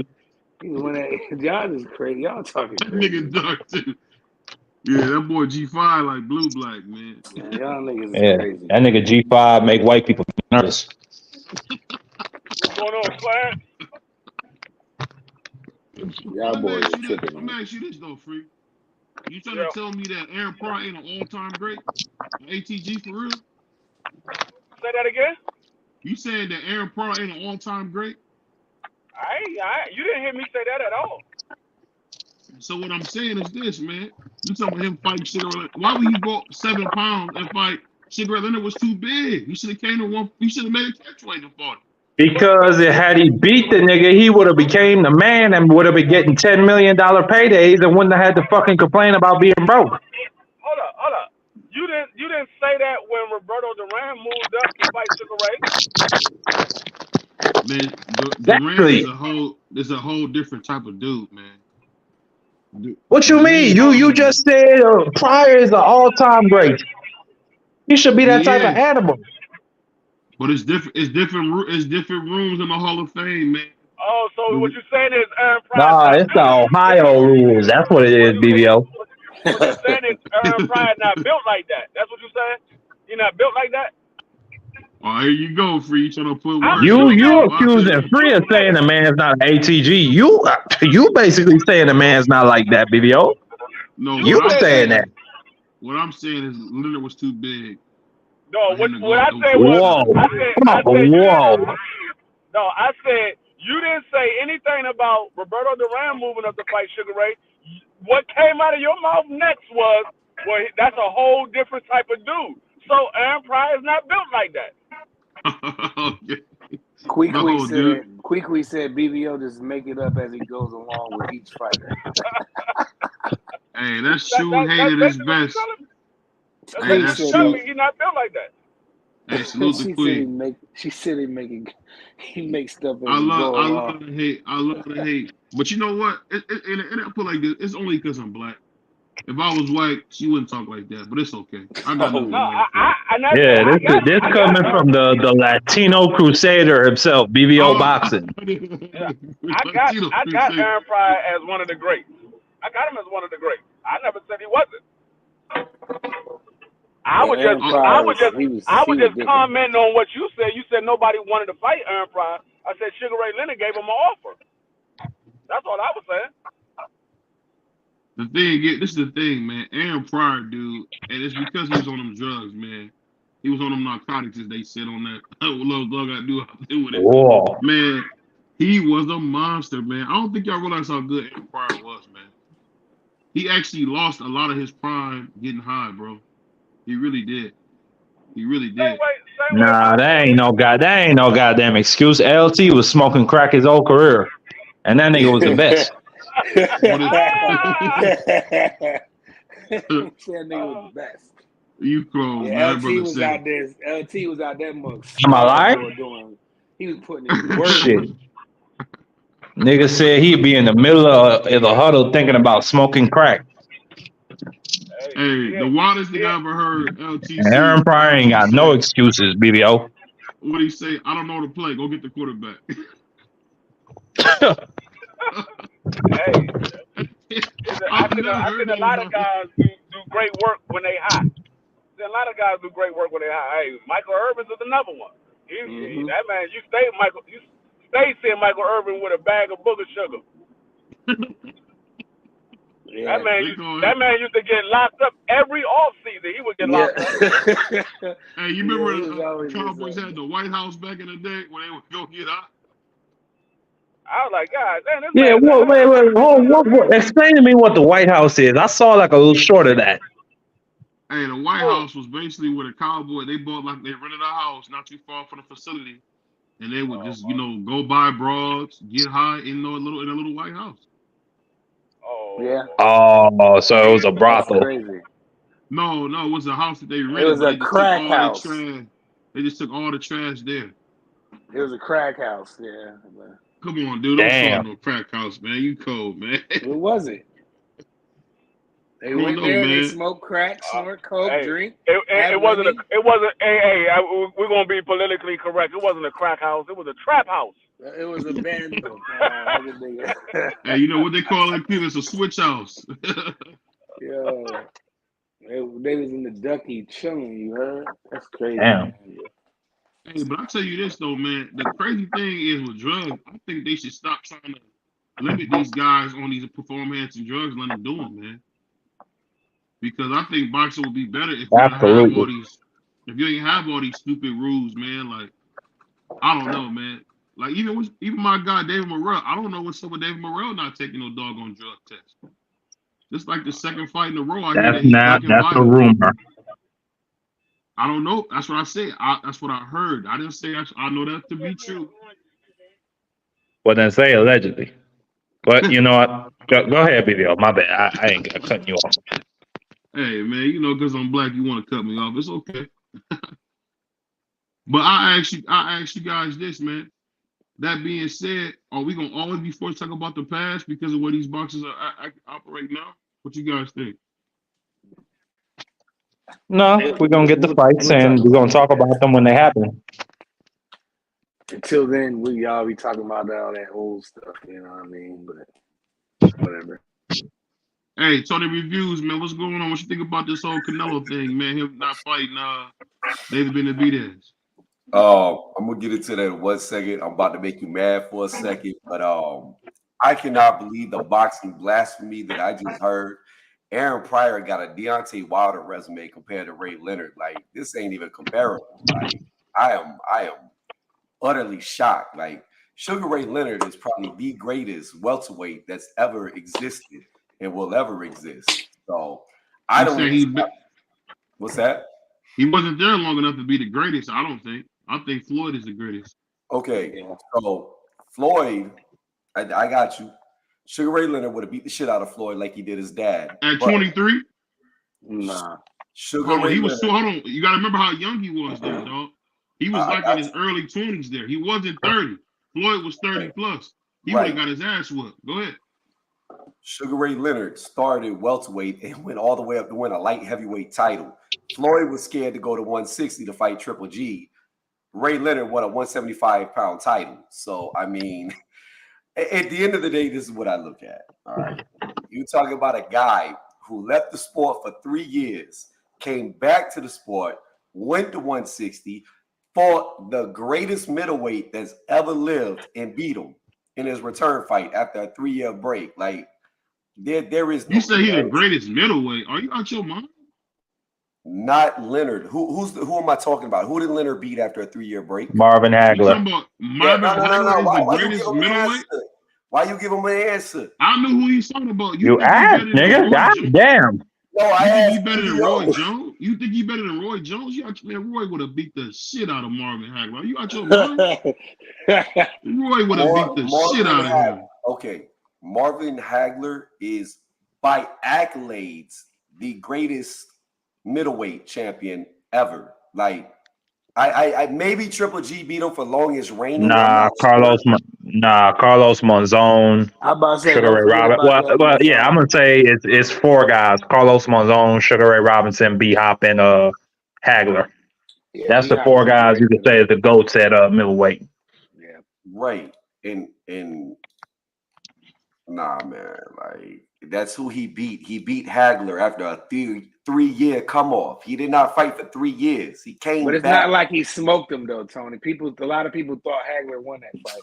Because a lot of people, let me tell you, like Jeff or Floyd Sr., people don't know shit about boxing. That's why. Like, no, Roger said that. Roger said that. Oh, Roger, whoever said it. My bad. Roger, the Black Mamba said it. Nah, because I mean, Sugar Ray. About boxing. Yeah. You don't know shit. There you go. This is what I Go ahead. No, I was just going to say, I thought Sugar Ray clearly won the first, at least 4 of the first 6 rounds, clearly. So he took an early lead, and it just came down to them hard rounds at the end. Yeah, that's tough to I don't know. score. All them niggas that like to say it's a robbery, I just don't see that. It's not It a was a close robbery. It's a fight. close fight. I mean, my thing is And this. Sugar Ray Leonard, that light heavyweight belt was a catch weight. I Yeah, that got was a you. catch weight I at know. 65, man. I At He got you. didn't go. He 65. only went 5 pounds over middleweight, so it's not like he went all the way to 75. And not only that, he kind of Still gonna, aged I'm, out half I'm too. still gonna, I'm still gonna give him credit for doing that. I hear what you're saying, but the same thing that Andre Ward gets praised for beating Chad Dawson is the same thing that Sugar Ray Leonard did. But anyways, I digress. Back to this though. Man, don't I nobody don't, give a shit about no Andre Ward but yeah, you, he trash. man. He You overrated. wasn't me. shit, bro. And He me, overrated. Tony. BBO's tripping. But all I wanted to say was this about Hagler. In my Go ahead. opinion, you don't get credit That's for being better. aggressive and just hitting air. Like I don't give you credit for being the aggressor and missing every punch you throw. The fact of the matter is, Leonard was out landing him. Whether he was on the back foot or not, in my opinion, he won the fight pretty easily. I would like to see those final punch stats. I wish I had my other device. I'll tell you this though, man. Roy Jones would have beat the shit out of Marvin Hagler, dog. At 160. Yeah. I'm just letting you know that right now. I agree Roy, with you, BB. Hagler and cut up. He cut real easy. I think Roy would have just been too man, much. Roy would have did the same thing Bud did. Nah. He would have sliced his face up, man, with them gloves. Nah, but the bull that none of them dudes could beat, it was Carlos Monzon. Well, That Carlos was Monzon, that's a whole nah, different dude. That's a whole different nah. guy. That dude was technical. He was cold. He was mean. He was literally a killer. That's somebody you couldn't fuck with in that boxing ring. No, This is the thing though, PVO. This is the thing though, I think Roy would have beat him. You Go say ahead, Tony. Roy, but Roy didn't start at 160. He started at 154. 54. Yeah, he came up. So he's a junior middleweight by where he started. So in my opinion, even though he did fight at middleweight, he fought at light heavyweight and he fought at heavyweight. You know what I mean? But in my opinion, he's a junior middleweight because that's where he started. Nah. So I would compare him to the other 154-pound fighters, and he would be the best. But at 160, I don't know. I really don't know. Nah, I wouldn't say that. He did some super work. He did some good work at middleweight, man. He got Hopkins and Tony on his resume. I agree. He gave James Toney his first loss. But the thing about Hagler is, you got to look at it like this. Look at how Roy Jones, even though he was older, got beat by Joe Calzaghe. The pressure, the constantly. He was old as hell. Roy's over the hill. I think Roy was. I got you. I got you. You must be over there. You over there smoking, man. I get it. So you must be over there chilling, Check this out. Check this out, my dude. Go ahead. Look at his losses. Look at his losses. He lost to Tarver. He arguably lost to Tarver in the first fight. He got knocked out by Glenn Johnson. The Tarver second fight. Knocked out. Hold on. He got some bad losses, man. I'm not going to tell you Roy don't got bad losses. Though, BBO. My point is this. In the second fight against Tarver, he got knocked out. Roy did really bad against people who could pressure him and not get hurt by him. Question is, does he hurt Hagler? I don't know. Hagler might walk through him. And Roy gonna be we gone. talking about Roy. We talking about Roy when he had everything still. When he was still he's the second greatest athlete to ever fight, man. He was right there, right behind Muhammad, man. Yeah, and don't he's right there behind Muhammad. He just came off a fighting heavyweight when then he went down the fight. That was that's what messed him up. That was dumb. After he beat John Ruiz, that should have been it for Roy. He should have been, you know what, I'm done. He would have went out on top. Like, you know what I mean? We wouldn't even be having, like, when we talk about best ever, you know, a lot of people don't say Roy Jones, you know what I mean? Because of them brutal knockouts. Like, he got swept by Lebedev, or whatever his name was, in Russia. I mean, he got brutally knocked out by people that he shouldn't, you know. But he got a lot of good wins, too. So, Roy's one of my got two of the greatest wins in the last 50 years. James Toney and Bernard. And you know what? I'll say this. The thing is, he kind of fought. Bernard Hopkins got better as he got older. Yes. I don't know if it would have been the same fight if Bernard Hopkins was old as hell. Because one thing about B-Hop, man, he took really good care of himself. And Roy was playing basketball, hanging out with bras, wearing FUBU clothes. You know, he wasn't really taking it all the way like he should have, man. He just wasn't. The thing about Roy is Roy was never good technically. He was pure athletics. He was pure skill-based, reaction time, speed. Like, he relied. Everything Roy did in the ring was wrong, but he was so gifted by God that it didn't matter. But when he slowed down, you could see he was technically lacking. Oh, yeah, for sure. And see, we saying the same thing. I'm just trying to tell you, a young Roy in his early 20s is beating the shit out of Marvin Hagler, bro. Yeah, I I'm agree just with trying that. to tell you that he's beating the shit out of him. And even if he does walk through, if Hagler does walk through his punches, Roy, like you just said, he's so God gifted. He wouldn't have been there for Hagler to hit much. Whoever, and let's be honest, Tony. Whoever walked through anything Roy threw, Yeah, Roy was melting never people see. too. I He never brutally seen Roy. knocked out Yeah, but you gotta Montel Griffin. understand too, though, that Roy got a lot of, like, in his prime, he got a lot of fucking discredit and a lot of flack because he never really fought the best guys outside of James Toney. Like that That's was a the fact. big thing about Roy Jones Jr. He never really fought the other champions, the other best fighters of the division outside of Tony. So Well, who was that? Who was those guys? Nah, Between that Tony what and Hopkins? he was undisputed. No, he was undisputed at 175. It's just that in his era, it just wasn't too many guys outside of Tony and B Hop. He fought the So best available, bro. yeah, that's what it was, man. It wasn't that he didn't fight the other champions. Because Roy Jones, you got to know his saying. If you got a belt, I want it. Right. That's what he said. That's what he was about. Shit. That man had the IBO belt. I ain't even know. I was like, damn, Roy. Nah, he had the WFK, that WFK belt.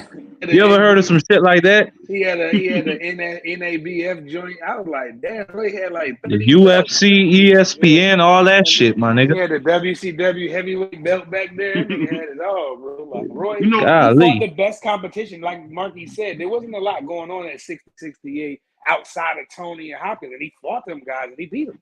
So but he did get a lot of criticism for his resume. He did get a lot of criticism. Other than them big fights, he did get a lot of criticism, man, because he was not.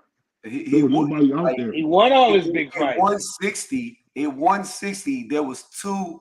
I mean, he only had the IBF belt. He never fought any of the other champions. Yes, at 175, he did become undisputed. But 175 was also a very weak division when he went up there. I don't want to call them guys 160 at that time, Tony. Yeah, there's no outside of Hopkins and Tony. Who was it? He fought the one. I'm trying to Tony think. was at 68. Tony was at 68. He wasn't at 160. Yeah, and Hopkins was a contender when Roy beat him. I can't think. It was just an unremarkable era for the middleweights at the time. And the super middleweights. And wasn't a lot going on in them two divisions. Go ahead, BBO. I think the thing too is you gotta remember Tony Roy was just so good too, man. Like niggas were scared. Hey, BBO, fix it, Mike. It's a little hard to hear you. Oh, what I was saying, can you hear me now? Yeah. Nah. Yeah, what I he said nah. He said nah. You good. No, what I was saying was Roy was just one of them dudes, man. He was scary too to fight because he gonna beat you up in front of your wife and kids. You don't want to fight him. You know what I'm saying? Okay, so hold on. Let's go through this real fast. So other good fighters that Roy could have fought. He could have fought McClellan. He never did. He could have fought Eubank. He never did. He could have fought Nigel Benn. He never did. There's a lot of huge names. Fought Mike McCann. Hold on, no, you ain't gonna stick that on Roy Tony. Them UK niggas wasn't trying to come over here. No, UK niggas didn't want to come over here. Get them UK bums out of here. Them bums ain't never want to fight. No, cause they were at a sit down, Tony. Chris Eubank and Roy Jones, they were there face to face. And Roy asked him, he said, why couldn't the fight happen back then? And Eubank said it just didn't happen. Answer for him. Roy, so they both knew at that moment Roy was pursuing that shit. Eubanks just didn't want it. Nah, he ain't want that. And I can't speak for Nigel Benn. Them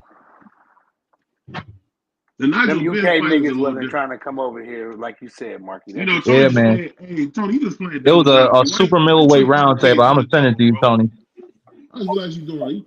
Hold on, testing 1, 2, 3. There we go. My shit froze for a second. That was weird. Anyways, what I said was Gerald McClellan was a U.S. champion, knocking everybody out. He wasn't no UK fighter. Roy could have fought him. He avoided him. I'm talking about Eubanks. He was only a champion for about, I think, 2 fights, Tony, before he fought Nigel Benn. Right. So it's like, yeah, you can't, like, some of these things you just can't pin on Roy. It just timing. It was just bad timing for Roy. Wait, And you so just going at Roy because he's black why too, Tony. didn't? Okay, hold on. I'm just naming out big names that he could have fought. Why didn't he fight Michael Nunn? Who the hell is Michael Nunn, dude? Did Michael Nunn go to jail? Yeah, he went to jail. Oh my goodness. I know he fought Mike McCallum. No. You're asking me. You asked me who were the fighters he could have fought. I've done named more than one big name fighter that he could have fought. That's why Roy always got a lot of flack, because the other best guys he never fought.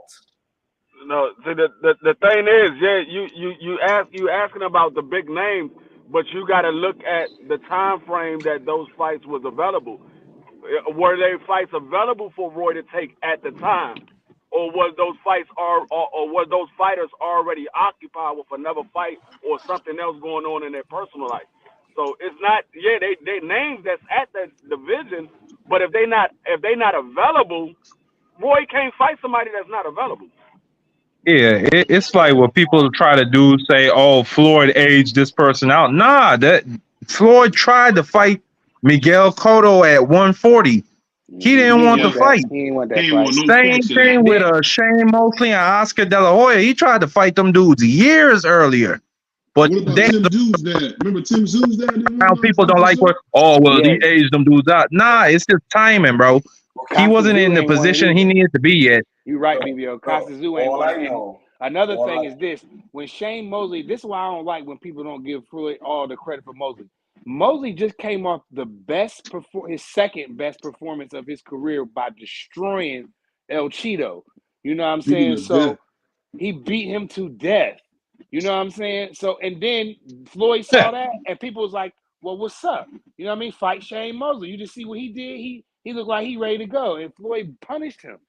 So, like, I'm not And trying to truth hear that. be He fought told, no the only bullshit. fight that Floyd kind of didn't fight somebody off their best performance was when Zab lost to Baltimore. Other than that, he Yeah, fought people off their best performance, man, all the yeah. time. You a true hater, Tony, but I love you, man. You a true hater. like Yeah, I said, he fought the fights, man. Floyd fought the fights he was supposed to fight. He fought Floyd. the Oh, best.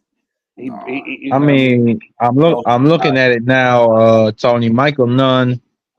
Let's see. He was champ at 168. Then he lost to Steve Little. One fight later, he would lose to Frank Lyles.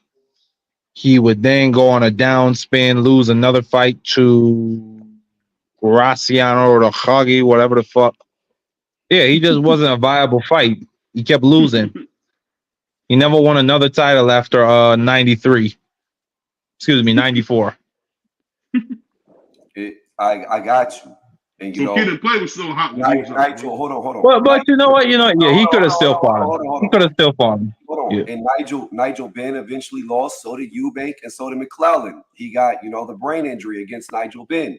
But the fact of the matter is, before those guys lost, Roy could have fought him, and he didn't. But when Them have you ever UK seen a niggas. I can't speak for none. Him and Roy losing. I mean, excuse me, none losing before Roy can fight him because let me see, none lost in February 1994. Roy was still a middleweight at the time, so I can't say that. But he could have still fought him even though he lost. But like I That's still said, a notable name you can have on your resume. when we look at it, yeah, it's easy to say he could have fought these guys, but we don't know what was going on behind the scenes. We don't know what was going on behind the scenes, so we don't know if the fight was available. Like that's why a lot of people say, "Oh, Floyd could have fought Paul Williams," but then Paul Williams come out and said, "No, that fight was never presented to neither one of us." So we don't know what was going on behind the scenes if that fight was presented. Nah. Floyd would have beat Paul Williams up. I don't know everybody see what Whether he would have beat him or not, everybody was saying that Floyd ducked Paul Williams, but Paul Williams was the one that came out and said, no, the fight was never presented to neither one of us. Floyd never ducked. The fight was never presented. Here's my problem with that, D Free. Paul Williams said that way after he was retired, way after he was injured, way after he was in a wheelchair. No, he didn't. No, he did not. Hold on. That's not. So hold on. That's not true. Let me finish. Throughout Paul Williams' career, when he was fighting, he did nothing but call Floyd out. He did nothing but call Floyd a duck. And you can look up every interview with him. He did And do that. I'm telling you like this. When Paul Williams gave that interview and said no, that fight was not presented to neither one of us. He did not duck me. Paul Williams was not in a wheelchair. Paul Oh, you Williams want to was know what still you didn't walking. get? Oh, he No, was he was still not in a walking. wheelchair. He was still walking at that time Yeah, because he was that standing was a up. no. That was an interview he had. He was standing up. He was very Yeah, that's healthy. what I'm saying. He was standing up when he had that interview. He wasn't in a wheelchair. He was standing. And it's not like he was some kind of, and it's not like he was some big popular name anyway. I mean, we know who he was, but the world, he cool. Nah, I nah, rock with Paul Paul. Nah, Williams. I people walk wanted with to him. see that Paul Williams fight. Man, I No, did. He would people have beat wanted to him see up. the fight. It would have. Yeah, we wanted to see it, but like Floyd said, he ain't no attraction like that. You know what I mean? Yeah, we wanted to see it, and then Floyd would have did the same thing to him that he did to Chico. That Well, not kid, not only yeah. that, you say Paul Williams was calling him a duck his whole career, but wasn't Paul Williams? Let me see. Didn't he fight at 154 and 160, Mm-hmm. Yeah, Yep. Mm. yeah. or did he fight at 147 for a little bit? I'm not sure. No, he fought at 147. Yeah, he beat Hold Margarito on, at hold on, hold on, 47. hold on. He couldn't get the big names to fight him, so he moved up in weight to get titles. And that's when he got beat to death by Sergio. One No, of the he Sergio best did not Martin. get knockouts. beat No, to he death. didn't get beat to death. He just got Hold on, sparked. hold on. He Man, beat he He got beat caught with he one got shot. beat to he got beat beat to Sergio death. Martinez. He No, beat hold on, he beat Sergio Martinez, and then in the rematch he got caught by one punch. A lot of Yeah. people thought that he lost that first fight. Okay, so I'm looking at it. Uh, old boy became champ in 2007, beating Antonio Margarito. I think Floyd was retired at that time, between Yeah. 2007 and 2009. Then he lost, won his title back, moved up to super welterweight same year in 2008. Floyd would still be retired. Who beat him at welterweight? Some Carlos Quintana. Oh, He that's beat him in right. the rematch, knocked him out in the first round in the rematch. Carlos That fight Quintana right was there, he did boxing. not lose that fight. That shit was one of the biggest robberies ever. There's so many articles about it, and in the rematch, he sparked that ass. Shit. Yeah, he sparked him. Yeah, It he should heard say that. did it in 45 seconds. Hey, I Yeah, don't I know why. like Paul. I like Paul Williams, but he ain't had shit for Floyd, man. Come on, be serious. Floyd would have beat the brakes off of him. Yeah, Badly. I'm just but to go back to the original statement. I mean we don't know what was going on and why those fights wasn't made because I've never seen Roy duck anybody, so I Right. can't say that he didn't want to fight those guys. I never seen him duck anybody. Maybe the fights just wasn't presented to Roy, or maybe Yeah. those guys wasn't a big enough name for Roy to fight at the time. I don't know what was the reason. I can't speculate the reason because I don't know.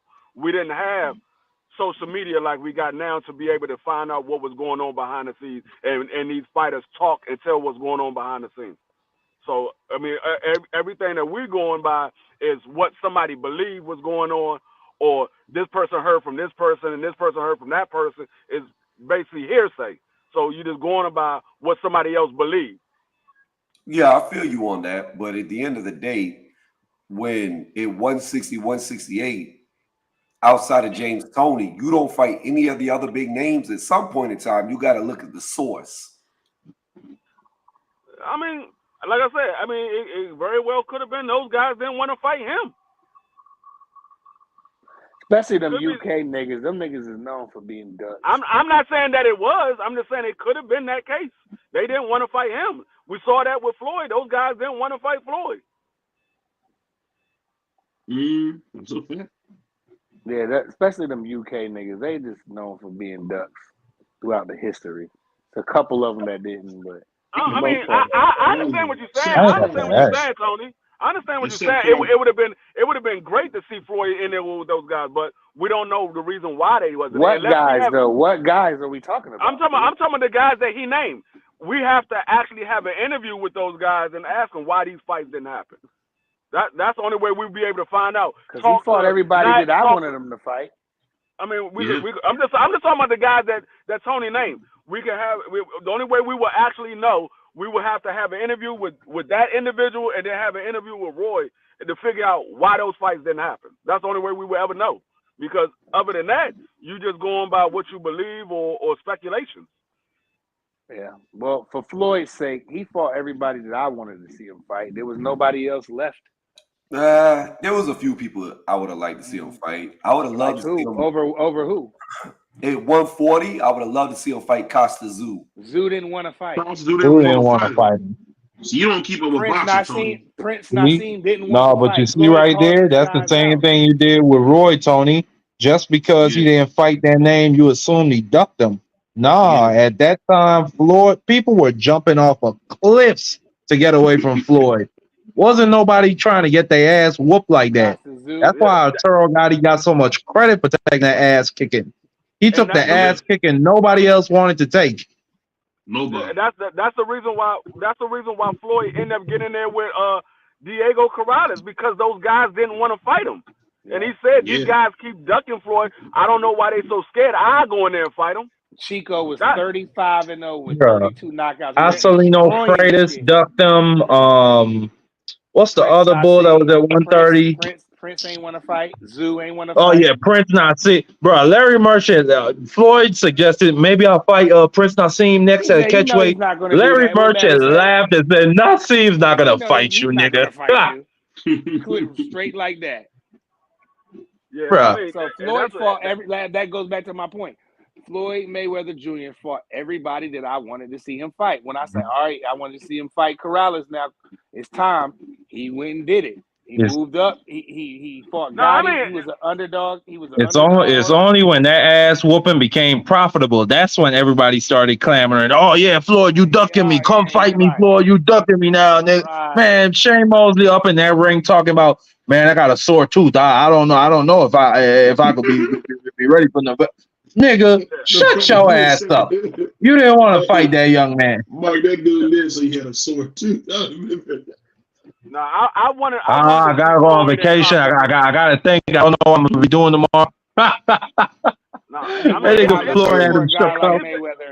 I need more time. There's a lot of fights I wanted to see Floyd in there with, but those guys didn't want to fight him. So I'm not gonna say who did you want to see him fight? I wanted to see him fight Prince. I wanted to see him fight Costa Zoo. I wanted to see him fight Shane Mosley at 135. I mean, 147, I knew Floyd was a much better boxer at 147 than Shane Mosley was. But at 135, when Shane Mosley was stopping everybody, I wanted to see it then. But those guys didn't want to fight him. I wanted to see those fights. So outside of that goes back to my point again. Those guys clearly didn't want to fight, and Floyd was willing to make the fight. But so to me, he fought everybody that I wanted to see him fight. Because if you want to duck him, all right, bye. Who's next? That's the type of nigga I am, and that's what he did, and that's why he is the TBE.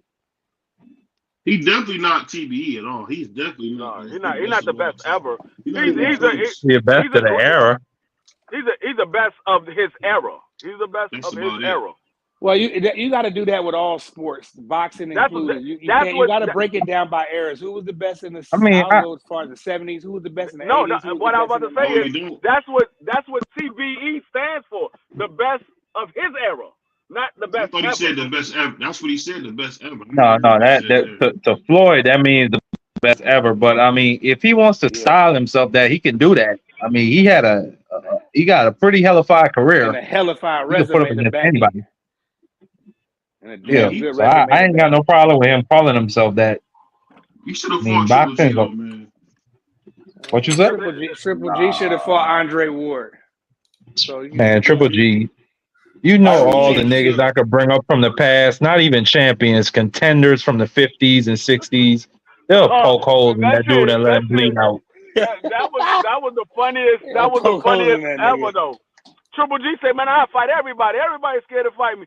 Roy said, "I come down and fight you." Like, man, that man too big for me. He's too That big. man, He that just man too what? big for me.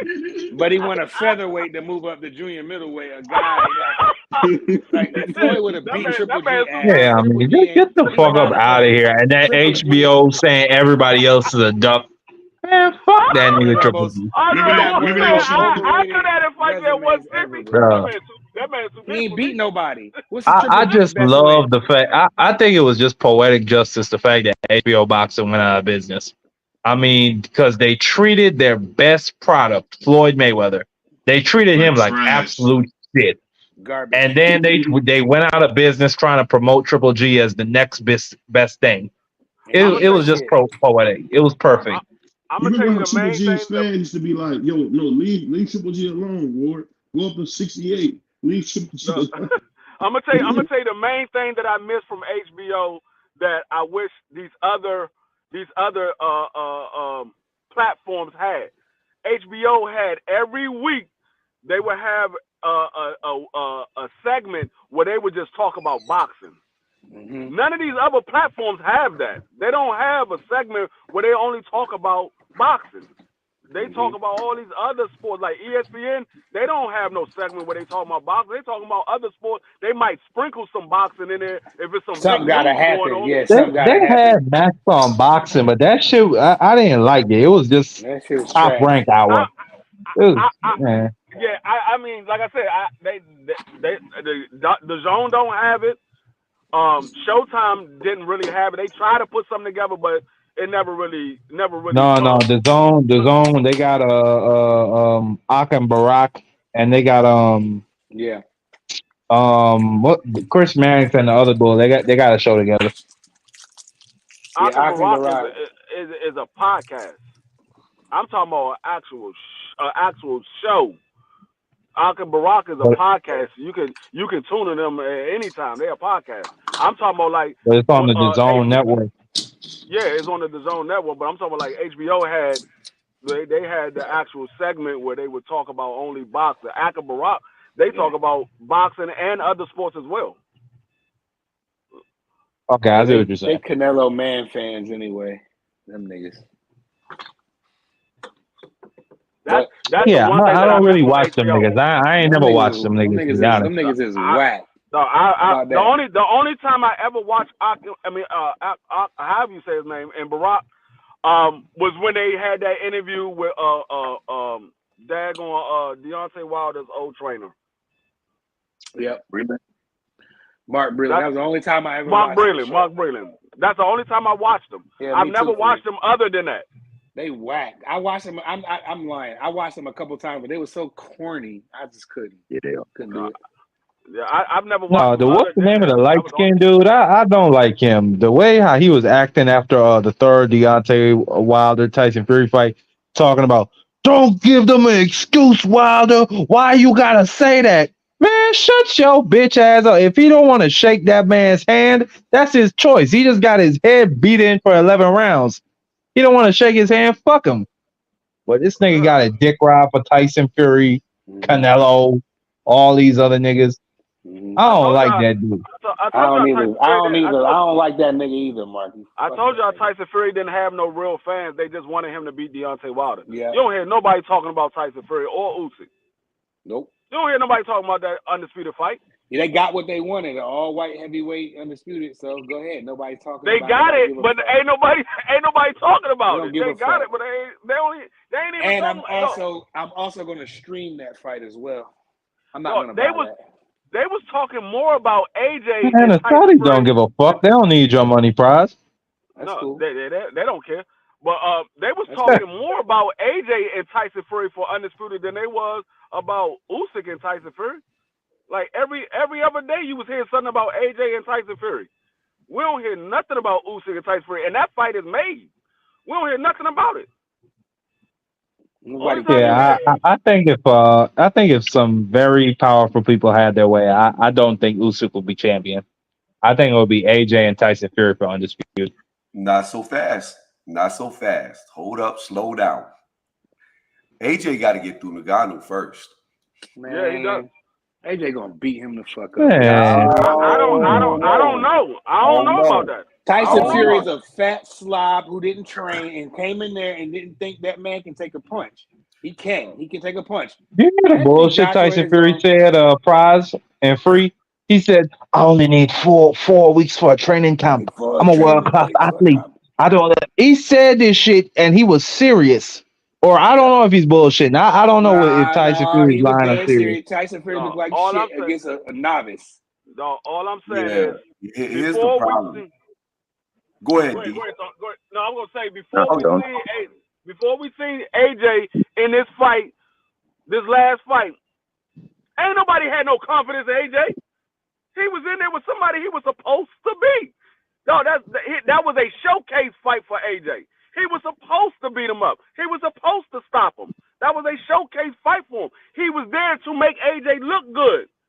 That's Yeah, what it was. but this But guy's a Yeah. super novice. but He's a Francis novice. AJ is O'Donnell. a gold medalist, bro. But listen, I don't So care about the gold medalist. Francis O'Donnell is a guy that you're not going to just push over. You're not going to just push him over. He's not going to just. You're not coming here to lay down for AJ. AJ is still scared of big shots. He get hit one time, he's going to shell up. Watch what I tell you. That man is going to shell up and he's going to shy away. We saw it when he got hit by Usyk, and Usyk ain't no big puncher. He shelled up when he got hit by Usyk. That's what's going to happen. Man, He's that's going to shell cap. up. He's going to shell up, and he's going to stay away. So you That's sound what he's like you do. got Ngannou winning the fight, Free. I said, don't be surprised if Nadal wins the fight. Is what I've been saying. I don't Don't think be surprised. Francis. I don't think he has any chance but a puncher's chance against Anthony Joshua. Tyson Fury was a dirty pig, and he karma caught up with his ass. And Anthony Joshua is going to train his ass off for this fight. And yeah, I you're right. People didn't have no confidence in AJ. If he goes in there against another boxer, a top heavyweight, no, I don't got no confidence in him. But if he goes in there against a novice, bro, man, he's gonna beat him up, man. So I'm gonna put my 2 cents in now, because I really think people are discrediting Ngannou, and they're hoping and praying and wishing that Fury came in there at his worst. That's what people are doing. They're assuming he didn't train, although every single person around Tyson Fury said he was busting his ass for the fight. So this is what I look at. This is lying ass gypsies. Hold on, you can't fake this. Francis Ngannou was switch footing like Terrence Crawford. He was going southpaw traditional without missing the beat. Because he didn't know what he was doing. No. He never lost his balance. He was never out of range, never out of position. No, but that's something he do in MMA too. He was never overstepping. He never lost his footing. You can't fake that. The other thing you can't fake, Tyson Fury was getting timed with the hooks over his jab. His timing was impeccable against Tyson Fury. So there's things that I take from that fight that make me pause for a second, because I'm going to put it like this. You can say novice all you want. I guarantee you right now, the 6 of us can right now go to Serena Williams, who's out of shape as fuck, play tennis against her, and we all going to get our asses whooped. We right now can go against Tiger Woods and golf, and we all going to get our asses whooped. If you are a novice, quote unquote, and you fight the Against best. Serena? That's a terrible analogy, by the way. Whoop Serena Williams' ass in tennis. Fuck you mean, nigga. You get your ass whooped. You get your ass. Dog that girl out. You tripping, though, Marky. You tripping. Yeah, okay. When she hit one of them damn tennis balls 100 miles an hour. Man, when I throw that bitch up and I slam it down, she ain't gonna. Howard and fuck all of them. Yeah, okay. And them women don't know what to do. You keep thinking like that. You ain't gonna react. I played tennis before. You keep thinking that. Tennis is difficult as hell. Y'all niggas better see my tennis or my golf trophy case. Y'all niggas better ask about me. I can look at your trophy case, and I guarantee it ain't nowhere near her trophy case. I guarantee it's nowhere near her trophy case. I want to piggyback off of what Tony said, though, man. There was a lot of things that was done well in that ring by Ngannou. And I don't think that what we really underestimate is the fact that Tyson did a hell of a job with that man. Getting that man right for that fight, man. I mean, and we know Tyson got some good tutelage when he was coming up and going through the ranks, man. If he can do an effective job of getting him to understand what he needs him to understand, I'm pretty sure he can break down something that he can use his fight. He can have his fighter to use that can take advantage of it. So, like, I wouldn't be surprised if he got a shot. And man, that man hit like he hit like a cinder block. Yeah. He catching, man. I can tell you this too. Tyson Fury has been put down many of times against Deontay Wilder in the first fight. He came back from the dead. When he came back from the dead, he immediately ran to Deontay Wilder to take the fight to him, and in my opinion, won the rest of that 12th round. When Ngannou hit him and put him on his ass, I saw the fear of God in Tyson Fury's eyes. It's the first time I've ever seen him look scared. Yeah, I mean, also you gotta remember, Francis Ngannou, his first sport was boxing. He wanted to be a professional boxer.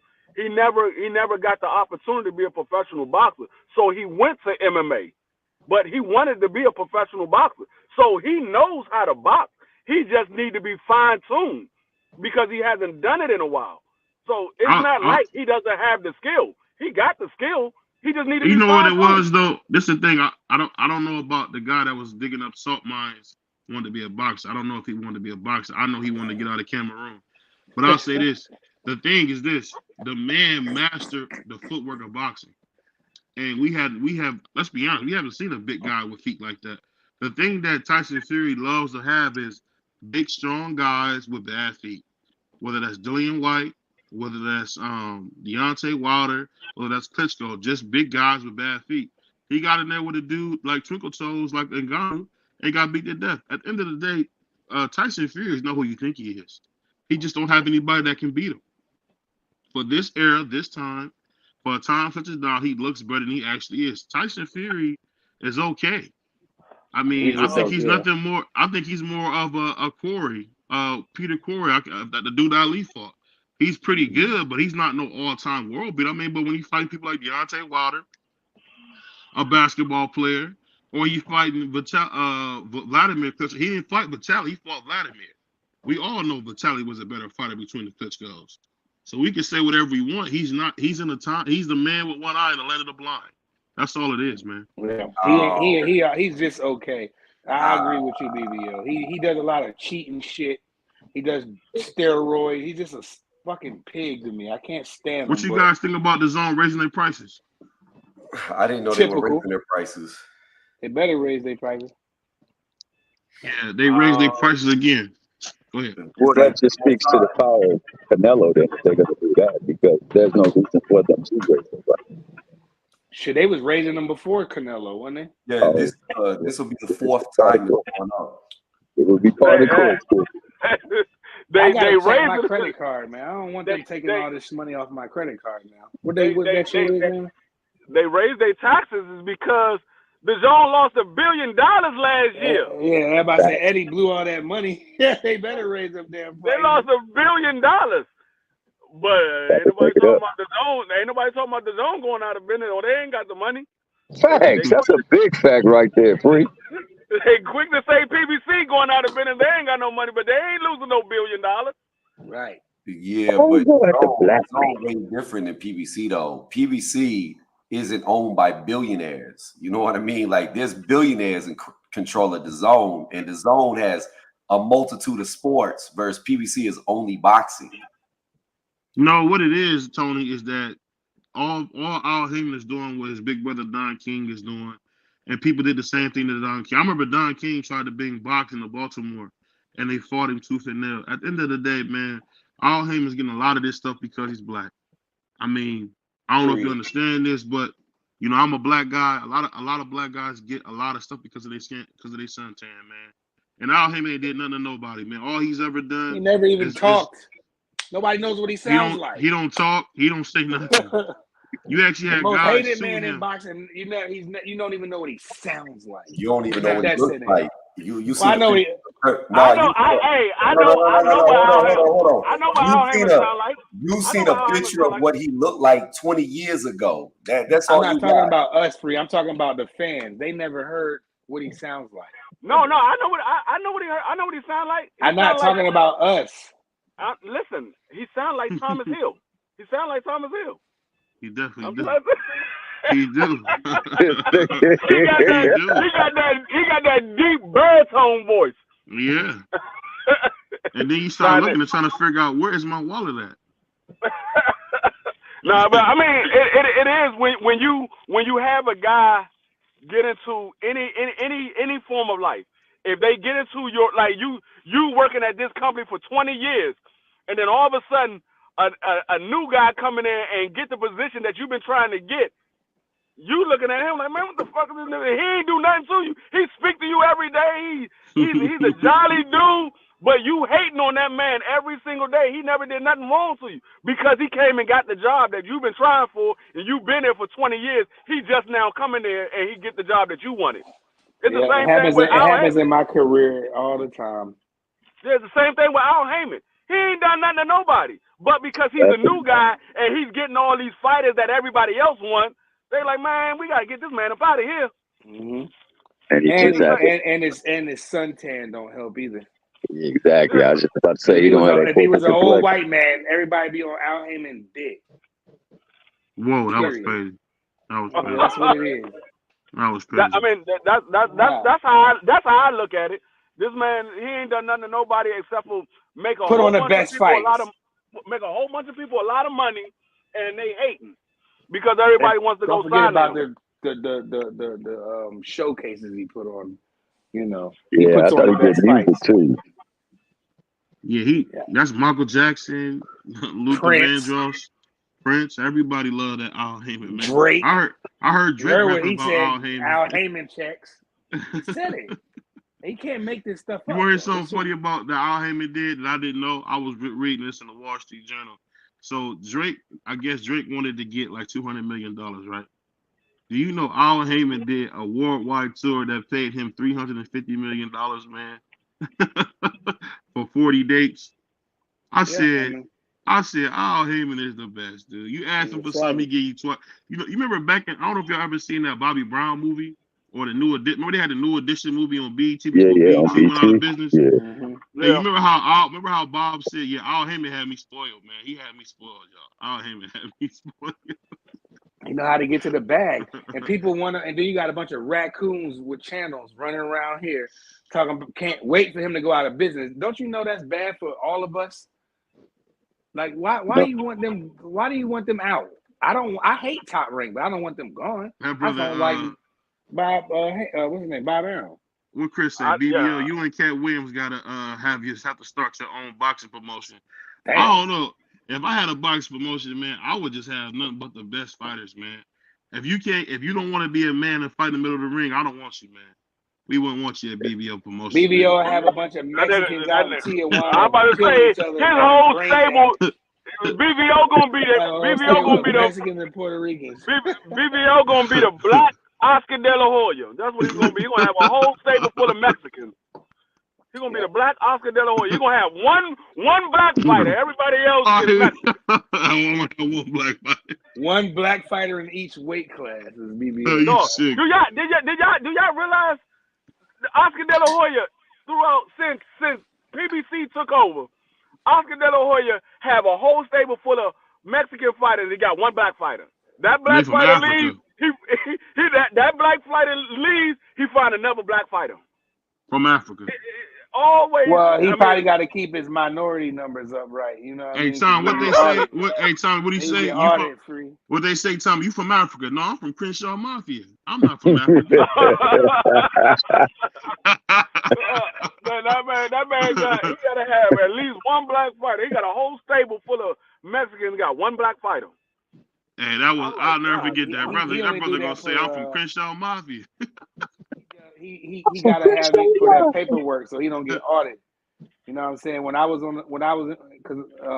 in my union, I used to be on a civil rights board, and I used to go harass these companies when I see them with all these fucking employees and their percent of minority is like 2. I'm like, not even 2. It's like point something. I'm just like, yo, these mothers is crazy, bro. And I got so frustrated because I got tired of sending emails. I got tired of doing this.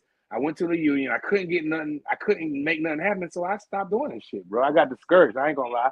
I wish I would have stayed with it, but I got discouraged because I'm looking at brothers, you know, like, okay, for instance, in my career, when we come into the hood, like, you got to hire somebody from the hood, bro. You got to take one of them.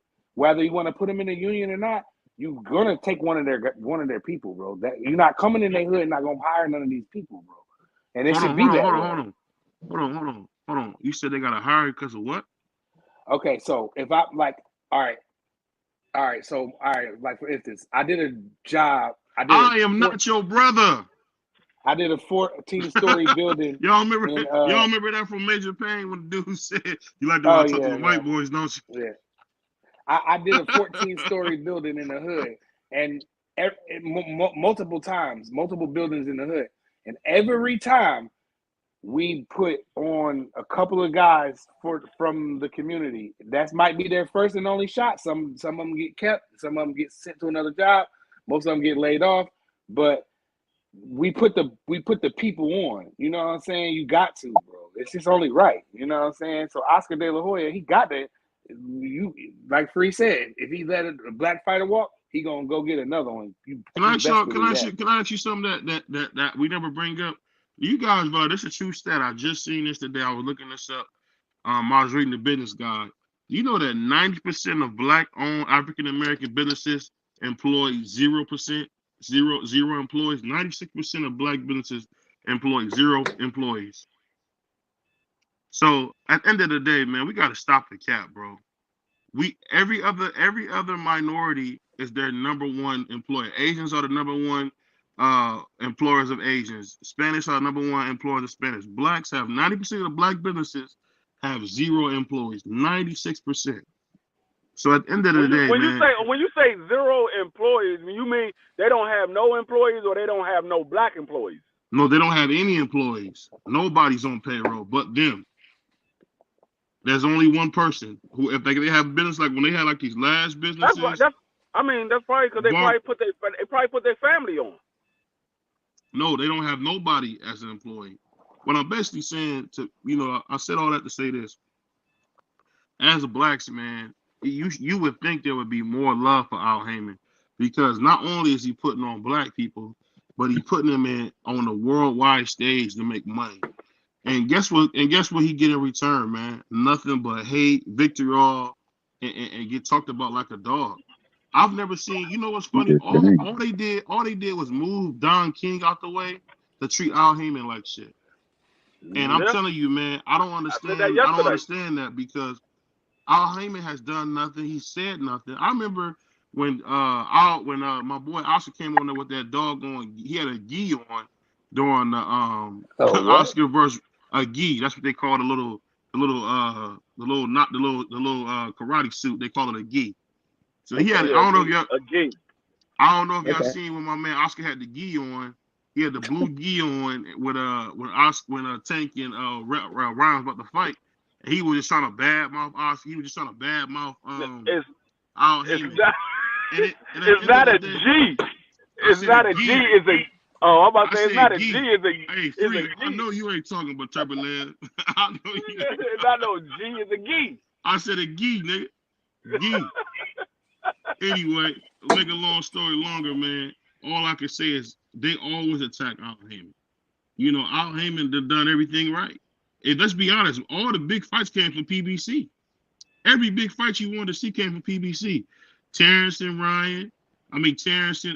Bud, Ryan and Tank, they all came from PBC. So at the end of the day, they can't be going broke. And you know who the Go ahead. And you know who the worst ones that give him the most criticized? Niggas. Blacks. No, they're not blacks. They niggas. I don't understand He get the most hate from niggas. Just jealous niggas, bro, because they don't really got shit going on in their personal life, so they get on the internet and just talk shit for 8 hours. Niggas live streams be 12 hours sometimes. Hold on. Clearly, they ain't got nothing going on. I'm gonna tell you something funny. I'm gonna let you go. My bad, Free. Go ahead. One of the shows I used to look up to was Dante's Boxing Nation. I'm gonna be honest. Man, Dante is full of shit. He's a racist, bro. All he do is talk bad about everybody that ain't black. That's not good either. That ain't good either. Yeah, we've been talked about and dogged for years, and we still getting dogged right now. So when Dante get out there and talking shit, I hit the fucking like button because I like it. Because you're a racist, bro. That's so what? It is. You're a racist. Call me bro. racist. So what? You're right, but I put like this: if a white dude was talking like that, you would have a fit. You would have a They fit. do talk like that. See, that's the thing that get me with y'all I had woke to niggas, check. I had to man. check a white boy at work the other day. I run the show at work. This motherfucker gonna tell me I need to. No, you need to walk up the steps, nigga. What are you talking about? You don't dictate what I do with this fucking machine. I run this machine. That superintendent would let him find out I'm disgruntled. He gonna come down there and throw your ass off the job because I'm that important. So like, get the fuck out of here. They talk shit. They privileged, and I like what Dante do, and I like what he say. Fuck him. No, see, this is why I don't understand about people. Like they say they want PBC out because their fighters only fight once a year and this and that. But then they complain about they not getting big fights. But if you watch the top ranked fights, yeah, they active, but they ain't no daggone competitive Stars. fights. They're Like not competitive fights. Tio should be a mega star right now. That's a fact, but he's It's not. not no competitive Yeah, I fight. just got back. Yo, you done lost your fucking mind if you think every white person is privileged. First off and foremost, you done lost your damn mind. Secondly, Who said that, nigga? Who the fuck said that? I thought that's what I just heard. Something about white Nobody's people privilege. Yeah, That's what I just nobody. heard back here. No. So I called Don't the bring. tail Hold end. on, Tony. Go ahead. You ain't hear none of that jigaboo talk up here, bro. Yeah. You ain't I never could heard have none of sworn that. that's what I just heard. Man, you gotta Get out pull of it. here. I said that in a situation in my field where these motherfuckers be privileged. I am a minority on my job. There's not a lot of black operators, engineers in my field. It's enough, but it's not enough of. It's not like we're not piled all on one job. We spread out like a motherfucker, right?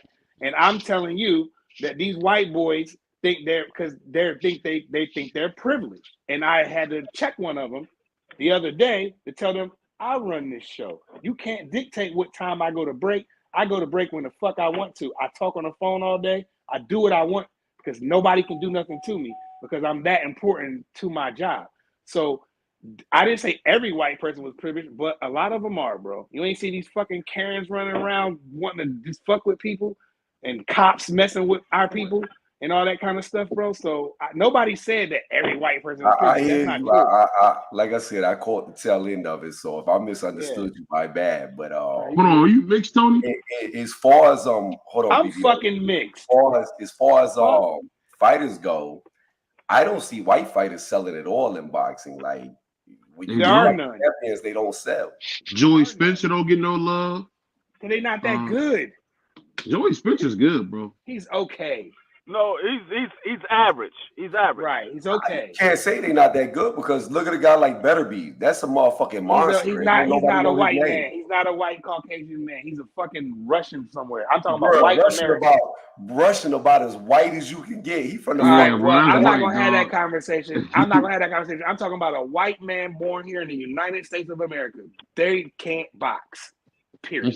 That's cap, man. You get some here and there that can fight. What about Bivol? What about Bivol? What are you talking about? Bivol is not white.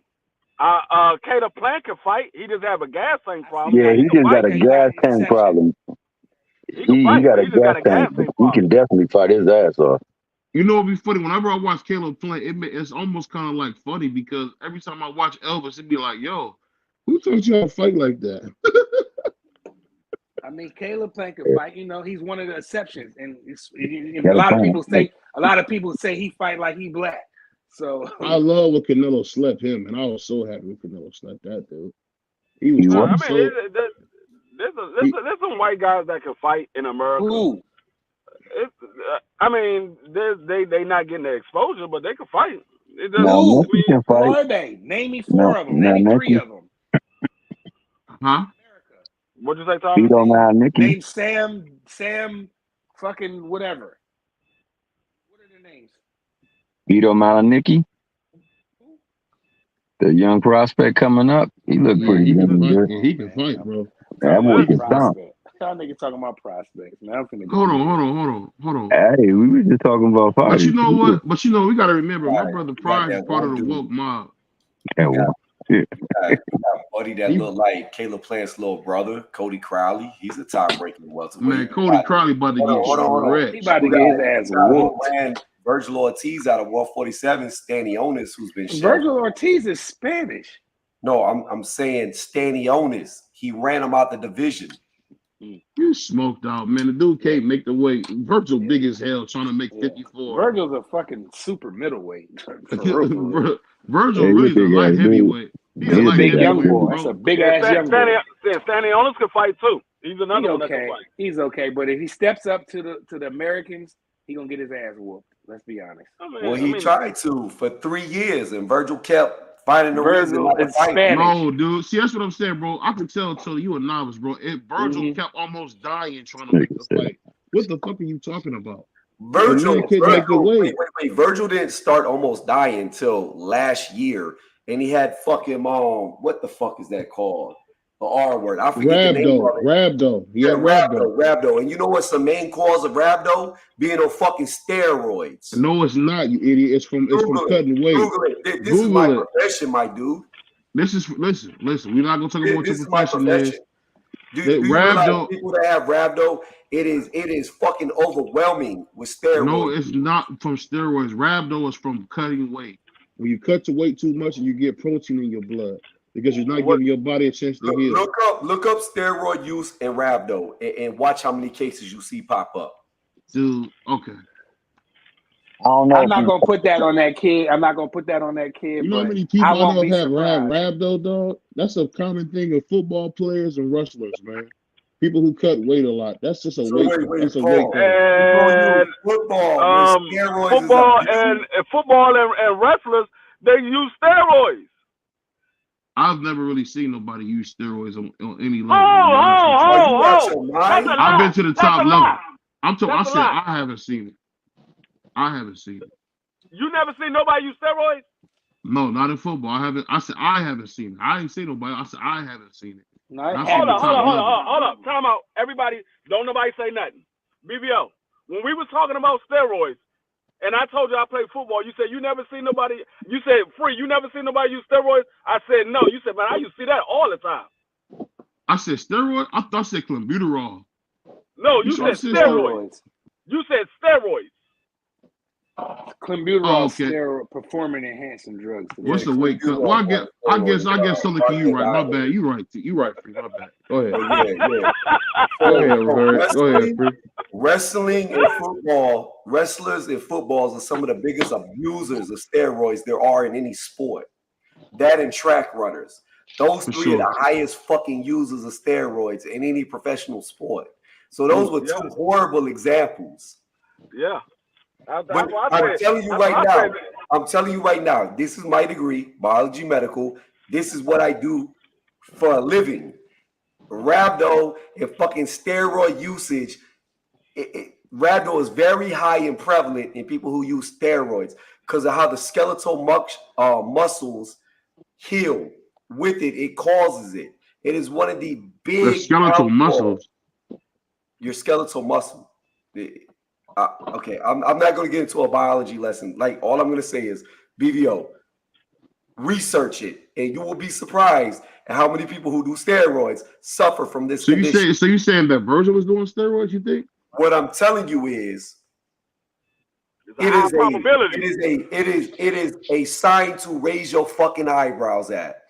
There's a high probability, is what he's saying. Now, if he was taking that woman's what is that?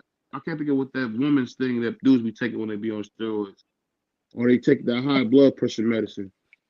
I don't. That would be different. I think you're talking about a PCT, post psychotherapy. That's completely different from doing steroids, and not everybody. I'm saying they use it to cover up steroids. Is what I'm saying. No. It doesn't. It's not used to cover up steroids. What it's used for is anabolic steroids, right? What ends up happening is they synthetically, through the lipids, induce you to produce more testosterone, right?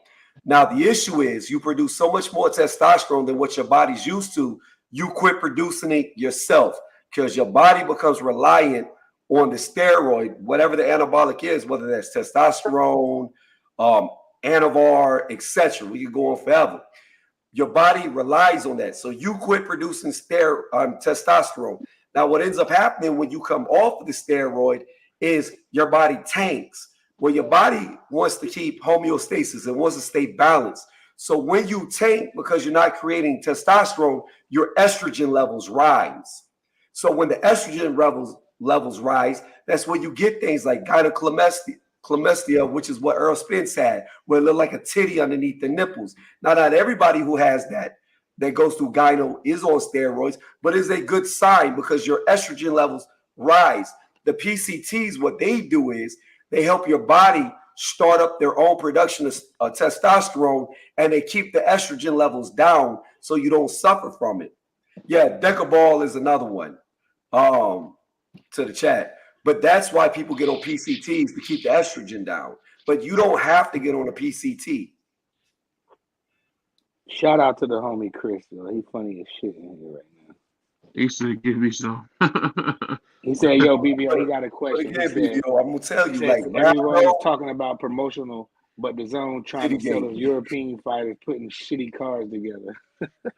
This dude, I don't know. I love that Josh Taylor Jack Catterall fight. That's gonna be a great fight, man. Yeah, that's what I'm talking about. Like they complain about PBC, those fighters only fighting once a year, but when you get top ranked, putting these fighters in fights 3-4 times a year and they trash fights, I'd rather have the quality than the quantity. Yeah. Give me the quality over quantity. Yeah, so, in boxing, yeah. I don't care about these guys fighting. PBC can afford to put a fighter in a fight once a year because they got so many fighters. They got so many of them that you can put this fighter in once a year or twice a year because you still got 230 fighters. You got 230 that you got to employ. I mean, you got to put them out there too. There's so many of them that jumping on PBC bandwagon that they don't have enough dates for everybody. But everybody wants to come to PBC, and they act like it's PBC fault that everybody want to come over there. Yeah, it ain't their fault. That's where they want to go. I just hope they stay in business because it look like they're going through hard times right now because PBC has really brought a lot of good fights. Every year they going through hard times according to people, man. Every fucking year. Yeah, but like my opinion is no product is better than a bad product. And this Tim Tszyu, Keith Thurman pay-per-view, I think that shit's gonna tank. You think so? I think Keith Thurman got a lot left, man. I hope Keith Thurman beat him just because I just want to hear him talk shit. He beat the shit out of Mario Barrios, man. Well, that was a good fight. I don't know about beat the shit out of Mario Barrios, but he did beat Mario Barrios. He beat him. He beat him, but I don't know about beat the shit out of him because Mario Barrios did have some good rounds in that fight. Yeah, he had some moments. He hurt Keith Thurman, and Keith Thurman got on that bike and showed he still got legs. He still got legs. He still got legs. Hey, that's one thing that damn Keith always had. He had them damn. He can move in there, man. I think that he's gonna make it rough for Tszyu. I don't think Tszyu's gonna walk through him like everybody thinks, man. I think Keith Thurman gonna make it. I think he's gonna make it. I think he's gonna make it tough. I think he's gonna. Yeah, because he's still Keith Thurman. He's gonna make it as rough and tough as long as it lasts. I don't know. Man. 3 years. I don't know. And what does he have? Like 2 fights in 3 years? Man, that man had 3 fights in 7 years for something crazy like that. That makes it even worse. It's like 4 fights in 7 years. Yeah, it's crazy. Like 4 fights in 7 years. Keith Thurman is a hell of a fighter when he's active. The problem is he hasn't been active as of late. Like we said, he only had since he lost to Manny Pacquiao, he had 3 one fights. fight. One. Yeah, one fight since he lost to Manny Pacquiao. That's Barrios. That was Barrios. Yep, that's Mario crazy. Barrios. That's crazy, bro. I mean, that's absolutely how crazy. How long ago was that he lost to Manny Pacquiao? That was like 4 years ago. Yeah. Well, the problem with Keith is happy sitting on the sideline because he thought he was going to get the winner of Bud and Spence, so he didn't want to fight nobody. Yeah, but neither one of those guys was going to fight him. Yeah, that's true. Especially Spence didn't want to fight him. Spence said, "I'm not. You didn't want to break bread with me. I'm not breaking bread with you." Yeah, Earl hates Keith Thurman. He really got some hatred toward him. Well, as he should, although because I Keith wanted, was running. although I It want was to see like, the fight. remember that interview, Free? Remember the interview when they was talking to Keith Thurman, and he was like, "Yo, Keith, you gonna fight Earl Smith this year? Not gonna happen, baby." You know how Keith Thurman, corny. That when that nigga said that, I was done with Keith Thurman. That was the moment that I was done Although with Keith Thurman. I want to see Earl versus Keith. I don't blame Earl for saying, you know what, I'm not fighting this dude. I don't blame him because that's what Keith said. If Keith would have never lost his belt, he would have never fought Earl. He would have never fought him. He would have never wanted to fight him. He would have never fought him. Yeah, so I don't blame Earl for not wanting to fight Keith because Keith didn't want to fight him. Yeah. It's the same way like Floyd. If Floyd said, you know what, Shane Mosley, I tried to fight you, you didn't want to fight me, I'm not letting you get paid off of me. No, you go fight these other guys. I'm not fighting you. Yeah. I wouldn't blame Floyd. I like that you said that because a lot of people forget that Floyd ran up on Mosley when he was young. Like he ran up on Mosley for the fight, and Mosley never wanted it. Yeah. Yeah. So I can't blame him for not wanting to take the fight because you didn't want to take the fight with him, and he was a champion at the time. That's the problem. That was the big problem. Earl was a champion. You could have been a unified champion if you would have beat him. Yeah. A 3-belt unified champion or 2 belts? Yeah. It would have been 2 belts at the time. It would have been 2 belts. Yeah. 2 belts, yeah. Well, nevertheless, he still ended up being 2-belt unified, and Keith Thurman gave us some good daggone fights, man. With the Sean Porter, that was a good fight. They came out rumbling, man. He went to fought the smaller guy and Danny Garcia. Yeah. Yeah, I mean, the smaller guy. Keith Thurman, he really derailed his own career. His injuries played part, but I mean, he definitely derailed himself, bro. Like Keith Thurman, he had a lot left, man, but he just didn't want it, man. He's playing flutes and shit, sitting by the pond playing flutes. He's just weird, man. I don't know if I don't know how Keith Thurman is going to perform in this fight.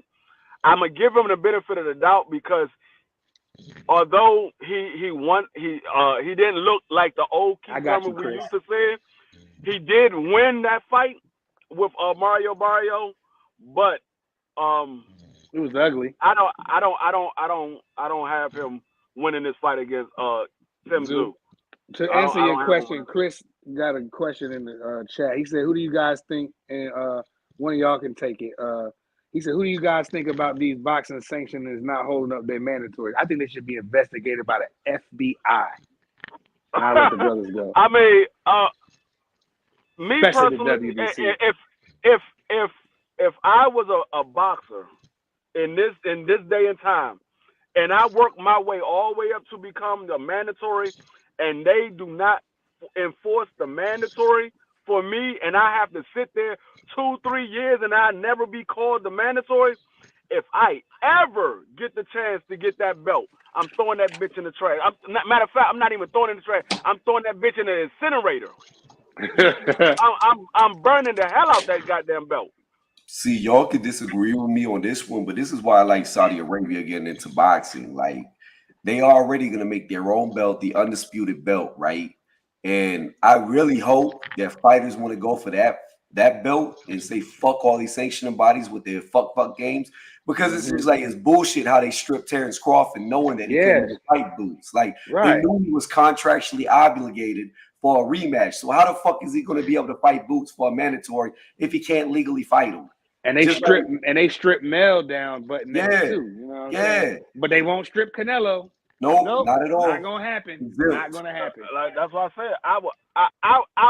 I would get that belt, and you would never see me walk around with that belt. They be like, "Ain't you the WBC champion?" No. Nope. Didn't you just win the belt? Yeah, I won some belt. I don't know what it was, but I ain't no. Man, I wouldn't even.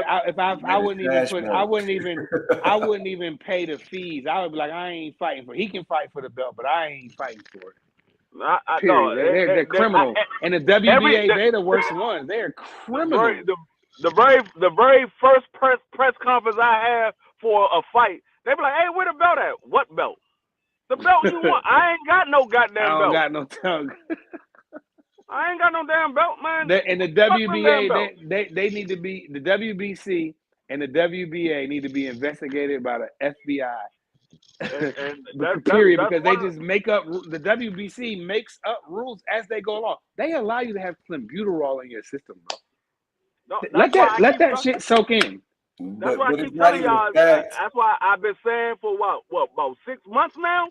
Them damn belts don't matter. I've been saying that for like 6 months. I don't want to say that. I'm gonna always disagree with you on that because I think they do matter. Like to them young boys, like Abdullah Mason and them, they need them belts, man. They need them belts. Bruce Ennis, he need them belts, bro. You say that you saw what happened with Bruce Ennis. He couldn't get no goddamn fight. Right. It's criminal, man. It's criminal. Like I said, they should be investigated. No, they should be audited. Do you understand? Do you understand? Jerome Bruce Ennis is the IBF champion, and he still hasn't had a title fight. Right. That's just criminal. And to answer your question, Chris, he said, so is it smart for Tank not taking belts? Well, Tank's at a certain status. You need the reason I say belts matter because you need them on your way up. Once you get to Gervonta Canelo status, fuck them. Well, I think belts matter because you have to have a gauge of who the best is. Like, if you have nothing to achieve, then how can you signify who the best people are? You know what I mean? It gives you a goal to put you above everybody. But I do agree. Once you become the man of the division, it don't matter if you have a belt or not because everybody knows you're the best. Once you become the best, fuck them belts. Like, they'll make a belt up for you. Go on down to the WBC and Jose Sulaiman will create you a pride belt, the money belt, and all that. I'm gonna tell you how you tell who the best is. You just have the linear status. Now, which one of the brothers is whoever's the best in the division will have the linear status. Which one of the brothers is snoring? We gotta mute them out. That's probably BVO ass. Must be BVO. Snoring and shit. He the only one that ain't been saying that. Christ. I'm about to go to bed. That's a good sign for me to go to bed. Y'all have a good night. Appreciate y'all letting me on. I'm about to hit this shower. But go ahead, finish what you said because I kind of was interrupting you, Free, before we get out of here. BBO's making it unbearable. Free jumped off. Everybody jumped off. All right, so fuck it. BBO, you the one snoring.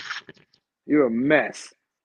But shout out to everybody, man, for in the chat. Shout out to all the subscribers.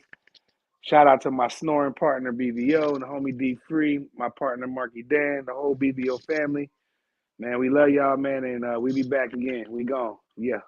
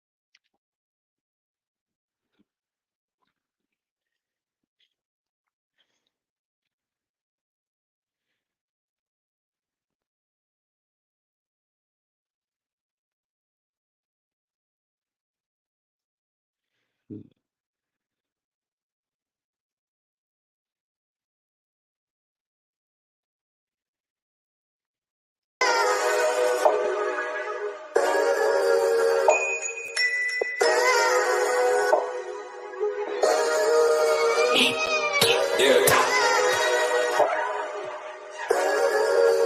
We really boxing. Who wanted the battle? Let's see. Oh, we boxing? Yeah, we boxing. I need that belt like it ain't no other option. So we punching and weaving and blocking. Defeat ain't an option.